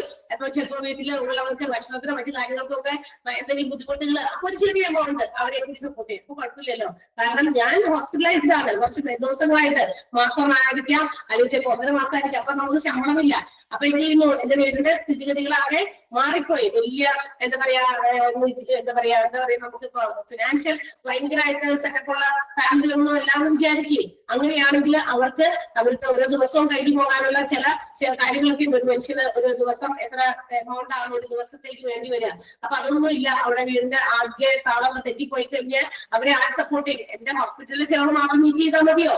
പോരാ. ഹോസ്പിറ്റലൈസ്ഡ് ആയി കിടക്കുന്ന ആൾക്ക് എന്തെങ്കിലും ഒരു നേരത്തെ ഫുഡ് ഉണ്ടാക്കി കൊണ്ടുപോയി കൊടുക്കാം. അതിന് പോലും ഇവിടെ ബാക്കിയുള്ളവർക്ക് നിവർത്തിയില്ല. ബിക്കോസ് ആ വീടിന്റെ ഏക ആശ്രയം ആളായിരുന്നു എന്ന് വിചാരിക്കുക. അപ്പൊ അവർക്ക് ഫിനാൻഷ്യലി ഒരുപാട് കാര്യങ്ങൾ അവർക്ക് ഫേസ് ചെയ്യേണ്ടി വരും. അപ്പൊ അങ്ങനെയുള്ളവരെ സപ്പോർട്ട് ചെയ്യാനും കൂടിയാണ് ഹെൽത്ത് ഇൻഷുറൻസ് പ്ലാനുകൾ ഉള്ളത് എന്നാണ് പറഞ്ഞത്. അപ്പൊ ഇത്രയും ബെനിഫിറ്റുകൾ അല്ലെങ്കിൽ ഇത്തരം തരത്തിലുള്ള ഇൻഷുറൻസ് കവറേജ് കിട്ടുന്ന ഹെൽത്ത് ഇൻഷുറൻസ് പ്ലാനുകളൊക്കെ ഉണ്ട്. അപ്പൊ ഏതൊക്കെയാ?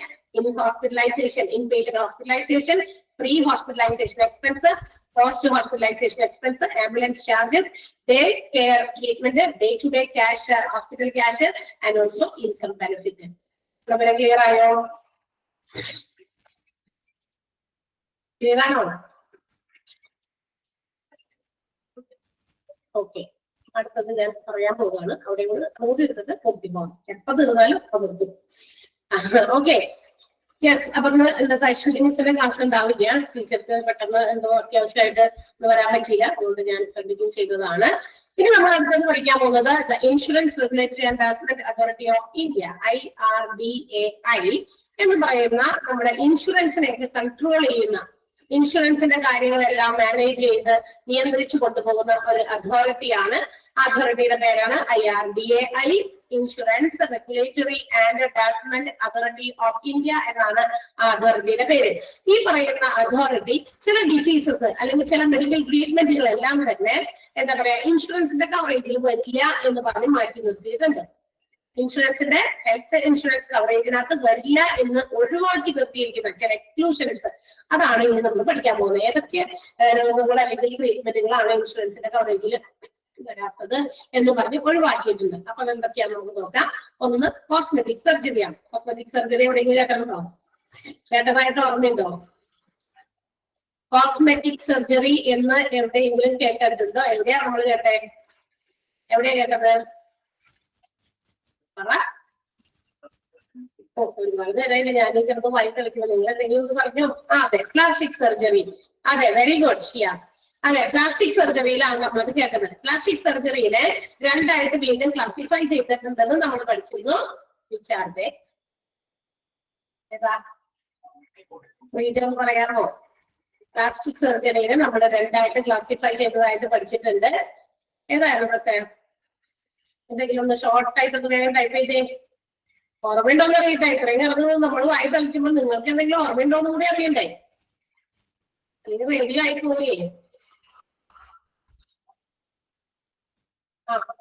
ഓക്കെ, ശ്രീജ പറഞ്ഞില്ലല്ലോ. വേറെ ആള് പറഞ്ഞു റീകൺസ്ട്രക്റ്റീവ് പ്ലാസ്റ്റിക് സർജറിയും and other one is cosmetic surgery. Very good. പിന്നെ റീകൺസ്ട്രക്റ്റീവ് പ്ലാസ്റ്റിക് സർജറിയും അതോടൊപ്പം തന്നെ കോസ്മെറ്റിക് സർജറി രണ്ടെണ്ണം. Very good. ഓക്കെ ഷിയാസ്. അപ്പൊ ഈ രണ്ട് കാര്യങ്ങള് നമ്മൾ നേരത്തെ പഠിച്ചിട്ടുണ്ട്. പ്ലാസ്റ്റിക് സർജറിയിനകത്ത് വരുന്ന രണ്ട് കാര്യമായിരുന്നു റീകൺസ്ട്രക്റ്റീവ് പ്ലാസ്റ്റിക് സർജറിയും അതുപോലെ കോസ്മെറ്റിക്. ഇത് രണ്ടും തമ്മിലുള്ള വ്യത്യാസം എന്താ? റീകൺസ്ട്രക്റ്റീവ് പ്ലാസ്റ്റിക് സർജറിയുടെ പ്രത്യേകത എന്താ? നമുക്ക് നമ്മുടെ ശരീരത്തിന്റെ ഒരു ഘടനയുണ്ട് എല്ലാവർക്കും. അത് whether they are male or female, അവർക്ക് ഓരോരുത്തർക്കും അവരുടേതായ ഒരു ശാരീരിക ഘടനയുണ്ട്, അല്ലെങ്കിൽ ഫിസിക്കൽ സ്ട്രക്ചർ ഉണ്ട്. നമുക്ക് ആ സ്ട്രക്ചറിൽ എന്തെങ്കിലും തരത്തിലുള്ള ഡിഫക്റ്റുകൾ വന്നു കഴിഞ്ഞാൽ അത് നമുക്ക് കറക്റ്റ് ചെയ്യാം. ചിലപ്പോൾ ജന്മന ഉള്ളതാകാം, ചിലപ്പോൾ ചില ഇൻഡിവിജ്വൽ നമ്മുടെ കോഴ്സ് ഓഫ് ലൈഫിൽ നമുക്ക് കിട്ടിയ ഒരു എന്താ പറയാ സ്ട്രക്ചറൽ ചേഞ്ചസ് ആകാം, പല ആക്സിഡന്റുകളിൽ നിന്നൊക്കെ ഉള്ളതാകാം. ഇതൊക്കെ നമുക്ക് വേണമെങ്കിൽ പ്ലാസ്റ്റിക് സർജറിയിലൂടെ നമുക്ക് നേരെയാക്കുക എന്നാണ്. എന്ന് വെച്ചാൽ നമ്മുടെ ഒരു സാധാരണ മനുഷ്യന് എന്താ പറയാ നമുക്ക് ഉള്ള അപ്പിയറൻസിൽ നമുക്കറിയാമോ, കയ്യില് കാല് കണ്ണ് ഒക്കെ എങ്ങനെയൊക്കെ ആയിരിക്കുന്നത് എന്നൊക്കെ നമുക്കറിയാം ഒരു സാധാരണ ഉള്ള ആളുടെ. അതേസമയം ചില ആളുകൾ ഇൻവോൾവ്, അതായത് ബൈ ബർത്ത് തന്നെ ചില അപാകതകളോടുകൂടി ജനിക്കുന്നുണ്ട്. ഇതൊക്കെ നമുക്ക് ഇന്ന് അതിന്റെയൊക്കെ കുറെ ഫെസിലിറ്റീസ് ഉണ്ട്. ഈ പറയുന്ന റീകൺസ്ട്രക്റ്റീവ് പ്ലാസ്റ്റിക് സർജറിയിലൂടെ നമുക്ക് എന്തൊക്കെ കറക്റ്റ് ചെയ്യാം. കറക്റ്റ് ചെയ്യുക എന്നുള്ളതാണ്, പോരായ്മകളെ തിരുത്തുന്നതാണ് നമ്മൾ കറക്റ്റ് ചെയ്യാൻ. അതുകൊണ്ടാണ് നമ്മൾ ഇവിടെ ഉപയോഗിച്ചത് റീകൺസ്ട്രക്റ്റീവ് പ്ലാസ്റ്റിക് സർജറി എന്ന് പറയുന്നത്. അത് ഓക്കെ, അത് സാധാരണ വന്നു കഴിഞ്ഞാൽ ചെയ്ത് അങ്ങനെ നമുക്ക് അതിന്റെ പോരായ്മകളൊക്കെ നികത്താൻ പറ്റും. കോസ്മെറ്റിക് സർജറി എന്താ? നമ്മുടെ നിലവിലുള്ള അപ്പിയറൻസിനെ എൻഹാൻസ് ചെയ്യുന്നതാണ്. അതായത് എന്താ? ഇംപ്രൂവ് ചെയ്യുന്നത്, എൻഹാൻസിങ് ഓഫ് അവർ അപ്പിയറൻസ്, നമ്മുടെ സൗന്ദര്യം വർദ്ധിപ്പിക്കുന്നതാണ്. അത് എന്താ പറയാ സ്ട്രക്ചറൽ ഉണ്ടാകുന്ന കറക്റ്റ് ചെയ്യലല്ല അതിനെ പറയാം, അത് കറക്ഷൻ അല്ല. അതെന്താ? അത് കാശ് കൂടുതലും ഉണ്ടാകുമ്പോൾ നമുക്ക് ചെയ്യാൻ പറ്റുന്ന ഒരു കാര്യമാണ് അല്ലെ. അത് ഒത്തിരി ആളുകൾ എന്താ പറയാ അങ്ങനെ ചെയ്യുന്നുണ്ട്. ചിലര് അവരുടെ പ്രൊഫഷന്റെ ഭാഗം, അവരുടെ ആ സൗന്ദര്യം നിലനിർത്തുക എന്നുള്ളത് പ്രൊഫഷന്റെ ഒരു ഭാഗമായി എന്നുള്ളത് കൊണ്ട് അവർക്ക് they have to do it. Examples പറയാം, ആക്ടേഴ്സും ആക്ട്രസസും ഒക്കെ അവർക്കത് ചെയ്യേണ്ടി വരും. ബിക്കോസ് അവരുടെ പ്രൊഫഷനിൽ അവർക്ക് പിടിച്ചു നിൽക്കാൻ വേണ്ടി ഒരു കാലഘട്ടം വരെയൊക്കെ പിടിച്ചു നിൽക്കണമെങ്കിൽ they have to do it. അത് നെസസറി ആണ്, അതുകൊണ്ട് അവർ ചെയ്യേണ്ടി വരും. അപ്പൊ അങ്ങനെ നമ്മുടെ അപ്പിയറൻസിനെ വർദ്ധിപ്പിക്കുക എന്ന ഉദ്ദേശത്തോടു കൂടി ചെയ്യുന്ന സർജറിയാണ് കോസ്മെറ്റിക് സർജറി. പക്ഷെ നമ്മുടെ ഇൻഷുറൻസ് IRDAI പറയുന്നു ഇൻഷുറൻസിന്റെ കവറേജ് ഈ പറയുന്ന കോസ്മെറ്റിക് സർജറിക്ക് കിട്ടില്ല. ബിക്കോസ് അത് നമ്മൾ ഇംപ്രൂവ് ചെയ്യാൻ വേണ്ടി ചെയ്യുന്നതല്ലേ, അല്ലെ, എൻഹാൻസ് ചെയ്യാൻ വേണ്ടി, സൗന്ദര്യം വർദ്ധിപ്പിക്കലാണ്. കറക്റ്റിംഗല്ല, സൗന്ദര്യം വർദ്ധിപ്പിക്കലാണ്. കറക്റ്റ് ചെയ്യുന്നതാണ് റീകൺസ്ട്രക്റ്റീവ് ആണ്. അതെല്ലാം ഒഴിവാക്കിയിരിക്കുന്ന സൗന്ദര്യ വർദ്ധന സർജറികളാണ് എന്ത് ചെയ്തിരിക്കുന്നത്, ഒഴിവാക്കിയിരിക്കുന്നത്. Okay, next one IVF and fertility treatment. IVF എന്താണ്? In vitro fertilisation. In vitro fertilisation വേണമെങ്കിൽ ഫുൾ ഫോം നമ്മളെ എവിടെയോ നമ്മൾ നേരത്തെ എഴുതിയിട്ടുണ്ട്. IVF ഇൻ വെട്രോ ഫെർട്ടിലൈസേഷൻ നമ്മൾ നേരത്തെ എഴുതിയിട്ടുണ്ടല്ല, നമ്മുടെ നോട്ടിൽ ഉണ്ടായിരുന്നു, ഓൾറെഡി PDF ഉണ്ടായിരുന്നു. IN in vitro VITRO V capital letter വേണം. Vitro fertilization F capital letter വേണം ട്ടോ. FERTILIZATION fertilization അല്ലെങ്കിൽ fertility treatment എന്ന് വെച്ചാൽ എന്താ? കൃത്രിമ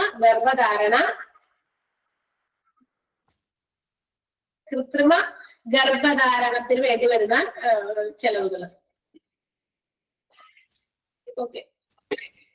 ഓക്കെ അപ്പൊ അതിന് വേണ്ടിയിട്ട് വരുന്ന ചെലവുകൾ കേട്ടോ, ട്രീറ്റ്മെന്റ് അതാണ് ഉദ്ദേശിക്കുന്നത്. അതൊന്നും നമ്മുടെ ഇൻഷുറൻസ് കവറേജ് കൊടുക്കുന്നതല്ല. ഓക്കെ, അപ്പൊ IVF and fertility treatment clear ആയി എന്താണ് നോക്കിയത്. Next one, pregnancy and abortion. അതും ഇൻഷുറൻസിന്റെ കവറേജിൽ കിട്ടില്ല. ഇപ്പൊ നമ്മള് ഇതൊക്കെ ഓരോ പറയുമ്പോഴും ചില കാര്യങ്ങളില് നമ്മള് ചില കണ്ടീഷൻസ് തന്നെ ഉണ്ട്. അപ്പൊ ചിലപ്പോൾ ചിലർ പറയും പ്രഗ്നൻസി ഒക്കെ കവറേജ് കൊടുക്കുന്ന പോളിസീസ് ഇൻഷുറൻസ് പോളിസീസ് ഉണ്ടല്ലോ. അത് ചിലപ്പോ ഒരു വെയിറ്റിംഗ് പീരീഡ് ഒക്കെ പറയുന്നുണ്ടായിരുന്നു കേട്ടോ. നമ്മളിപ്പോ അടിയിൽ പറയുന്നുണ്ട് വെയിറ്റിംഗ് പീരീഡ് എന്ന് വെച്ചാൽ ഈ ഒരു കാര്യം ഒരു പോളിസി എടുത്തിട്ട് പോളിസിയിൽ പാർട്ടിസിപ്പേറ്റ് ചെയ്തിട്ട് അവര് ഒരു പ്രത്യേക ഒരു ഗ്യാപ്പ് കൊടുക്കും, ഒരു ടൈമിങ്, ഒരു എത്ര വർഷം അല്ലെങ്കിൽ ആ ഒരു പീരീഡിനുള്ളിലാണ് ഈ പറയുന്ന ഒരു സംഭവം നടക്കുന്നതെങ്കിൽ അത് കിട്ടില്ല. അതിനുശേഷമാണ് എങ്കിൽ കിട്ടും. അങ്ങനെയാണ് കവറേജ് കിട്ടും. ആ ഒരു പീരീഡ് ഒക്കെ ഇതിന് ഒരു വലിയ കണ്ടീഷനാണ്. അല്ലാതെ എല്ലാം തന്നെ പ്രഗ്നൻസിക്ക് ഒന്നും എന്ത് ചെയ്യുന്നില്ല, ഇൻഷുറൻസിന്റെ കവറേജ് കിട്ടില്ലാന്ന് ഞാൻ പറഞ്ഞിട്ടില്ല. IRDA പറയുന്നത് പ്രഗ്നൻസിയും അബോർഷനും കവറേജ് കിട്ടാത്ത കാര്യങ്ങളാണോ, അത് കറക്റ്റാണ്, അങ്ങനെ തന്നെയാണ്. പക്ഷെ ചില സാഹചര്യങ്ങളിൽ ചില ഇൻഷുറർ അവരുടെ കണ്ടീഷൻസ് അനുസരിച്ച് ഈ പറയുന്ന പ്രഗ്നൻസിക്കും ഇൻഷുറൻസ് കവറേജ് കൊടുക്കുന്നുണ്ട്. പക്ഷെ അത് only based on the waiting period. ആ വെയിറ്റിംഗ് പീരീഡ് ഒക്കെ നോക്കിയിട്ട് മാത്രമാണ്. ചിലപ്പോൾ ആദ്യത്തെ ഒരു വർഷത്തിനുള്ളിലാണെങ്കിൽ കിട്ടൂല എന്ന് പറയും. അത് കഴിഞ്ഞിട്ട് ഓക്കെ കിട്ടും എന്നാണ്. അതാണ് ഞാൻ പറഞ്ഞു തന്നത്. മനസ്സിലായോ നിങ്ങൾക്ക്? പിന്നെ അബോർഷൻ ഒക്കെ നമുക്കറിയാലോ, ഇൻഷുറൻസ് എന്തിനു വേണ്ടിയിട്ടാ? അൺഎക്സ്പെക്ടഡ് ആയിട്ടുള്ള സഡൻ പെട്ടെന്നുണ്ടാവുന്ന ചില കാര്യങ്ങൾക്ക് വേണ്ടിയിട്ടാണ്. അത്തരം നഷ്ടസാധ്യതകളെ ലഘൂകരിക്കുക എന്നുള്ളതാണ് ഇൻഷുറൻസ് പദ്ധതികൾ കൊണ്ടുള്ള പ്രധാനപ്പെട്ട ഒരു കാര്യം എന്ന് പറയുന്നത്. അല്ലെ, ഇൻഷുറൻസ് കവറേജ് കിട്ടേണ്ടത് അങ്ങനെയാണല്ലോ. പെട്ടെന്നുണ്ടാകുന്നതും അതുപോലെ തന്നെ എന്താ പറയാ നമ്മൾക്ക് നേരത്തെ കൂട്ടി എക്സ്പെക്ട് ചെയ്യാത്ത രീതിയിലുള്ള കാര്യങ്ങൾക്കൊക്കെയാണ് ഇൻഷുറൻസിന്റെ കവറേജ് കിട്ടുന്നത്. So that means pregnancy abortion ഒക്കെ നമ്മൾ നേരത്തെ കൂട്ടി പ്ലാൻ ചെയ്യുന്ന രീതിയിലുള്ള കാര്യങ്ങളായതുകൊണ്ട് അതിന് സ്വാഭാവികമായിട്ടും ഇൻഷുറൻസ് കവറേജ് ഹെൽത്ത് ഇൻഷുറൻസിന്റെ കീഴിൽ കിട്ടില്ല എന്നാണ് IRDA പറയുന്നത്. ഒപ്പം തന്നെ ഞാൻ ചേർത്ത് വെക്കുന്ന കാര്യം ഇതാണ്, എന്നാൽ ചില ഹെൽത്ത് ഇൻഷുറൻസ് പ്ലാൻസുകൾ പ്രഗ്നൻസികൾക്ക് ഇൻഷുറൻസ് കവറേജ് കൊടുക്കുന്നുണ്ട്. അത് ഡിപെൻഡ്സ് അപ്പോൺ ദ കണ്ടീഷൻസ്, അവരുടെ കണ്ടീഷൻസ് അനുസരിച്ചിട്ടാണ്. ആ കണ്ടീഷൻസിൽ ഒരു കണ്ടീഷനാണ് ഞാൻ പറഞ്ഞത്, അതിലൊരു വെയിറ്റിംഗ് പീരീഡ് ചിലപ്പോ അവർക്ക് പ്രൊവൈഡ് ചെയ്തിട്ടുണ്ടായിരിക്കും. ചിലപ്പോൾ 1 year ആകാം, 6 months ആകാം. അത് ഇൻഷുററുടെ ആഗ്രഹമാണ്, അവരുടെ രീതിയിലാണ്. ഓക്കെ, അപ്പൊ അത് കവറേജിൽ വരില്ല. പിന്നെ മിസ്ലേനിയസ് ചാർജസ്. ആ മിസ്ലേനിയസ് ചാർജസിന്റെ തൊട്ട് താഴെയുള്ള ഒരു ആരോ മാർക്കില്ലേ, അത് വെട്ടിക്കളഞ്ഞേക്ക്. ആ മിസ്ലേനിയസ് ചാർജസിന്റെ എക്സ്പ്ലനേഷൻ ആണ് തൊട്ട് താഴെ കിടക്കുന്നത്. അതുകൊണ്ട് അതിന്റെ അടിയിൽ വന്നിരിക്കുന്ന ആരോ മാർക്ക് നമ്മൾ കട്ട് ചെയ്ത് കളഞ്ഞേക്കാം, വെട്ടിക്കളഞ്ഞേക്കാം കേട്ടോ. അപ്പൊ ഇതിനകത്ത് മിസ്ലേനിയസ് ചാർജസ് പറഞ്ഞ മറ്റ് ചെലവുകൾ എന്ന് വെച്ചാൽ ഇപ്പൊ നമ്മള് ഹോസ്പിറ്റലിലൊക്കെ പോകാനായിട്ട് നേരത്തെ കൂട്ടി ബുക്ക് ചെയ്തു, കുറച്ച് കൂടുതൽ പൈസയൊക്കെ ആയി വേണ്ടി പ്രൊവൈഡ് ചെയ്യേണ്ടി രജിസ്ട്രേഷൻ ചാർജസ്, അഡ്മിഷൻ ഫീസ്, അല്ലെങ്കിൽ മറ്റ് സേവന ചാർജസ്, മറ്റ് സേവനങ്ങൾക്ക് നമ്മൾ തന്നെ ഇത് എനിക്ക് ചെയ്തു തന്നാൽ നമുക്ക് എക്സ്ട്രാ ചാർജസ് ഒക്കെ തന്നേക്കാം എന്നൊക്കെ പറയുന്ന ആൾക്കാരൊക്കെ ഉണ്ടായിരുന്നു. സൗകര്യത്തിനായിട്ടേ നമുക്ക് എവിടെയും പോയി അധികം നേരം വെയിറ്റ് ചെയ്യുന്നതൊന്നും നമുക്ക് ഇഷ്ടമല്ലല്ലോ. അപ്പൊ അതിന് വേണ്ടിയിട്ട് നമ്മൾ എക്സ്ട്രാ ചാർജസ് നമ്മൾ കൊടുക്കാമെന്ന് ആവശ്യപ്പെട്ടുകൊണ്ട് അവരുടെ എന്തെങ്കിലും സർവീസസ് നമ്മൾ എന്താ പറയാ ഉപയോഗപ്പെടുത്തിയിട്ടുണ്ടെങ്കിൽ അതിനൊന്നും കൊടുക്കുന്ന ചാർജസ് ഒന്നും ഈ പറയുന്ന ഹെൽത്ത് ഇൻഷുറൻസ് കവറേജിൽ വരില്ല. Admission charges, registration charges and also service charges connected with medical treatment. ഞങ്ങൾക്ക് മെഡിക്കൽ ട്രീറ്റ്മെന്റ് ഇന്നത് പ്രൊവൈഡ് ചെയ്താൽ പിന്നെ അതിനുള്ള പൈസ തന്നേക്കാം, അങ്ങനെയൊക്കെ ഉണ്ട്. അതൊന്നും കൊടുക്കില്ല. കാരണം സാധാരണ സ്ഥിതിയിലുള്ള രീതിയിലാണ്. സാധാരണക്കാരന് ഈ പറഞ്ഞ കാശൊന്നും കൊടുക്കാൻ പറ്റില്ല. കാരണം അവർക്ക് നേരത്തെ കൂട്ടി ബുക്ക് ചെയ്ത് കുറേനുള്ള അഡീഷണൽ പേയ്മെന്റ് ഒന്നും കൊടുക്കാൻ അവരുടെ കയ്യിലില്ല. അതുകൊണ്ട് അവരത് ചെയ്യില്ല. മനസ്സിലായോ? അപ്പൊ അതുകൊണ്ട് അങ്ങനെയുള്ളതൊക്കെ കൊടുക്കുന്നവരാരായിരിക്കും? അവരുടെ കയ്യിൽ ഒത്തിരി കാശുള്ളവരായിരിക്കും. അപ്പൊ അതുകൊണ്ട് അത് കവറേജിനകത്ത് വരുന്നതല്ല എന്നാണ് മിസ്സലേനിയസ് ചാർജസ് എന്നതുകൊണ്ട് ഉദ്ദേശിക്കുന്നത്. ക്ലിയർ ആയോ? പറഞ്ഞു മനസ്സിലായോ എല്ലാവർക്കും? ഓക്കെ, നെക്സ്റ്റ് വൺ എന്താ? ഹെൽത്ത് സപ്ലിമെന്റ് ആണ്. ഹെൽത്ത് സപ്ലിമെന്റ് എന്താ? ശരീരമൊക്കെ പുഷ്ടിപ്പെടുത്താനോ അല്ലെങ്കിൽ ശരീരത്തിന്റെ എന്താ പറയാ ബോഡി ബിൽഡിങ്ങിന് വേണ്ടിയിട്ടോ ബോഡിനെ നമ്മള് എന്താ പറയാ കുറച്ച് ഗുഡ് ലുക്കിംഗ് ആക്കാൻ വേണ്ടി നമ്മൾ ചെയ്യുന്ന എക്സ്ട്രാ കാര്യങ്ങളൊക്കെയാണ്. ഹെൽത്ത് സപ്ലിമെന്റുകളായിട്ടുള്ള കുറെ പ്രോട്ടീൻ ഷേക്സ് ഒക്കെ പല ആളുകളൊക്കെ പോയിട്ട് കഴിക്കുന്നുണ്ട്. അത് നമുക്ക് സാധാരണ കഴിക്കുന്ന ഫുഡുകളിൽ കഴിച്ച് നമ്മൾ തന്നെ സ്വന്തമായിട്ട് മെയിൻറ്റെയിൻ ചെയ്യേണ്ട കാര്യങ്ങൾ അഡീഷണൽ ആയിട്ടുള്ള പൈസകൾ കൊടുത്ത് പ്രോട്ടീൻ ഷേക്സ് പോലെയുള്ള കാര്യങ്ങൾ നമ്മൾ ഉപയോഗപ്പെടുത്തുമ്പോൾ it will not be covered by health insurance. തീർച്ചയായിട്ടും അത് ഹെൽത്ത് ഇൻഷുറൻസ് പ്ലാനിന്റെ പദ്ധതിയിൽ വരുന്നതല്ല, അല്ലെ? വരാൻ പാടുണ്ടോ? നിങ്ങളൊന്ന് ആലോചിച്ച് നോക്കിയേ. ഇന്ത്യയിലെ പ്രോട്ടീൻ ഷേക്സ് ഒന്നും എന്തായിരുന്നു കൊടുക്കുന്നതല്ല. കാരണം എന്ന് വെച്ചാൽ ഒന്നും അഡീഷണൽ ആയിട്ട് ഇപ്പൊ എനിക്ക് ഇത്തിരി എന്താ പറയാ വണ്ണമുണ്ട്, അപ്പൊ ഞാനത് കുറയ്ക്കാൻ വേണ്ടിയിട്ട് ഞാൻ ഏതെങ്കിലും ഷേക്സ് ഒക്കെ കഴിച്ചിട്ട് അത് മടിയന്മാരൊക്കെ ചെയ്യുന്ന കാര്യമാണ്. നമ്മളിത് സമയമില്ലാത്തതുകൊണ്ടും എന്താ പറയാ ഈ പറയുന്ന എക്സസൈസ് ഫിസിക്കൽ ആക്ടിവിറ്റീസ് നമ്മൾ അധികം ചെയ്യുന്നില്ല. ഈ ഇരുന്നിട്ടുള്ള വായു കലക്കലാണല്ലോ, അല്ലെ? നാക്കുള്ളത് കൊണ്ട് പിടിച്ചു നിൽക്കുന്നു എന്ന് പറയുന്നത് പോലെ ഇതൊക്കെ ചെയ്യുമ്പോൾ നമുക്ക് വായു മാത്രമാണ് അനങ്ങുന്നത്, അവിടെ മാത്രമേ എക്സസൈസ് വരുന്നുള്ളൂ, അല്ലെ? അപ്പൊ നമ്മുടെ ബോഡി അത്രയധികം ഫിസിക്കൽ ആക്ടിവിറ്റീസ് ചെയ്യുന്നില്ല. സോ തീർച്ചയായിട്ടും അത് ഉണ്ടാകും. പക്ഷെ നമ്മൾ സമയം തന്നെ കണ്ടെത്തി നമ്മൾ ഈ പറയുന്ന കാര്യങ്ങളൊക്കെ ചെയ്യുകയാണെങ്കിൽ നമുക്ക് തന്നെ മെയിൻറ്റെയിൻ ചെയ്യാവുന്നതേ ഉള്ളൂ. പക്ഷെ നമ്മൾ എന്ത് ചെയ്യുന്നു? എളുപ്പത്തിൽ കൂടി പണി എന്താ പറയാ റിസൾട്ട് കിട്ടാൻ വേണ്ടി ഇങ്ങനെയുള്ള കാര്യങ്ങളെ ആശ്രയിക്കുന്നു. ഇത്തരമുള്ള കാര്യങ്ങൾ ആശ്രയിക്കുമ്പോൾ എളുപ്പത്തിൽ കൂടി ഇത് ചെയ്യുന്നതൊന്നും വലിയ എളുപ്പമുള്ള കാര്യമല്ല. കാരണം നമ്മൾ കുറെ ഇഷ്ടപ്പെടുന്ന ആഹാര പദാർത്ഥങ്ങളെ നമ്മൾ എന്ത് ചെയ്യുന്നു? നോക്കിയിരിക്കാവുന്ന മാത്രമേ ഉള്ളൂ. അതൊക്കെ സ്കിപ്പ് ചെയ്യാൻ തന്നെയാണ് ഈ പറയുന്ന ഏത് പ്രോട്ടീൻ കാര്യങ്ങളോ അല്ലെങ്കിൽ ഇത്തരം കാര്യങ്ങളോ അവര് പറയുന്നത്, അല്ലെ? നമ്മൾ സ്കിപ്പ് ചെയ്യണം, രാവിലത്തെ ഫുഡ് ഇങ്ങനെ കഴിക്കണം, ഇത് മാത്രം കഴിക്കണം, അത് മാത്രം കഴിക്കണം എന്നൊക്കെ പറയും. അപ്പൊ എവിടെയെങ്കിലൊക്കെ നമ്മൾ പോകുമ്പോ യാത്ര പോകുമ്പോഴോ മറ്റുള്ളവരെ ഫുഡ് കഴിക്കുമ്പോൾ അത് നോക്കിയിരിക്കാണ്ട് മാത്രം വരുന്നു. അങ്ങനെയൊക്കെ ഇപ്പൊ ഫുഡ് കഴിക്കാതിരുന്നു കഴിഞ്ഞാൽ എങ്ങനെ വന്നാലും നമുക്ക് ഇതൊക്കെ മെയിൻറ്റെയിൻ ചെയ്യാൻ പറ്റും, അല്ലെ? അതൊക്കെയാണ് ഉദ്ദേശിച്ചത്. അപ്പൊ അത്തരം ഷെയ്ക്സ് ഒന്നും ഹെൽത്ത് ഇൻഷുറൻസിന്റെ കവറേജിൽ വരില്ല. Next one, pre existing health conditions. ഇത് നമുക്ക് ഈ പോളിസിയിൽ എടുക്കാൻ പോകുന്ന സമയത്ത് if you have any existing health conditions, എന്തെങ്കിലും തരത്തിലുള്ള പ്രശ്നങ്ങൾ നേരത്തെ തന്നെ ഏതെങ്കിലും രോഗങ്ങളൊക്കെ ഉണ്ട്, ഉദാഹരണം ബ്ലഡ് പ്രഷർ, അതായത് ബിപിയോ അതുപോലെ തന്നെ ഡയബറ്റീസോ അങ്ങനെയുള്ള രോഗങ്ങളൊക്കെ നേരത്തെ കൂടെ എക്സിസ്റ്റിംഗ് ആണെങ്കിൽ അതിനൊന്നും കവറേജ് കിട്ടില്ല. ആൻഡ് ഇൻ കേസ് ഇത് കിട്ടണമെങ്കിൽ നമ്മൾ ഞാൻ ഇത്രയും നേരത്തെ തന്നെ പറഞ്ഞു കഴിഞ്ഞു, ചില കാര്യങ്ങൾക്ക് ഇൻഷുറൻസ് ക്യാൻ ഡിസൈഡ്, ഇൻഷുറൻസ് അവർക്ക് തീരുമാനിക്കാം, അതിനൊരു വെയിറ്റിംഗ് പീരീഡ് കൊടുക്കും. ഇത്ര കാലയളവിനുള്ളിൽ നിങ്ങൾക്ക് ആ ഒരു രോഗം വന്നിട്ടില്ല എങ്കിൽ കുഴപ്പമില്ല, അതിനുശേഷം വരികയാണെങ്കിൽ ഒക്കെ ഞങ്ങൾ കവറേജ് തന്നോളാം. അങ്ങനെയാണ് ഒരു വെയിറ്റിംഗ് പീരീഡ് നിശ്ചയിക്കുന്നത്.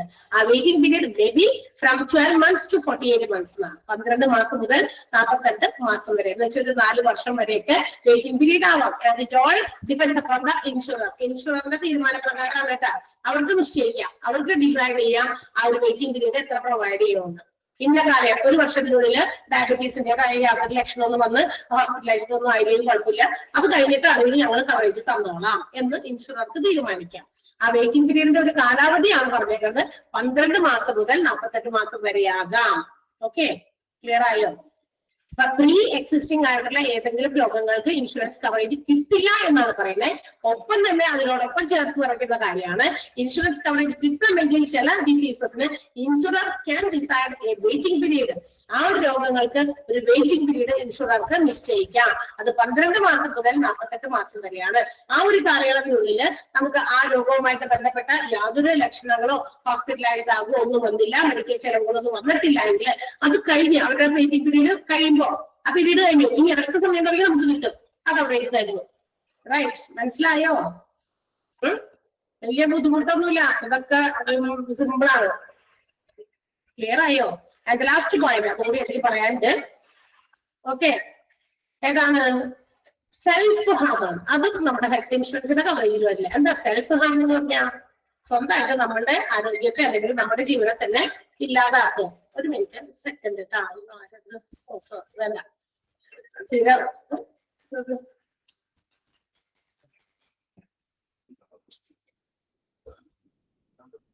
ഓക്കെ, സെൽഫ് ഹാം എന്താണ്? സെൽഫ് ഹാം നമ്മൾ ആത്മഹത്യ അങ്ങനെയുള്ള കാര്യങ്ങളൊക്കെ ചെയ്യുക, അല്ലെ?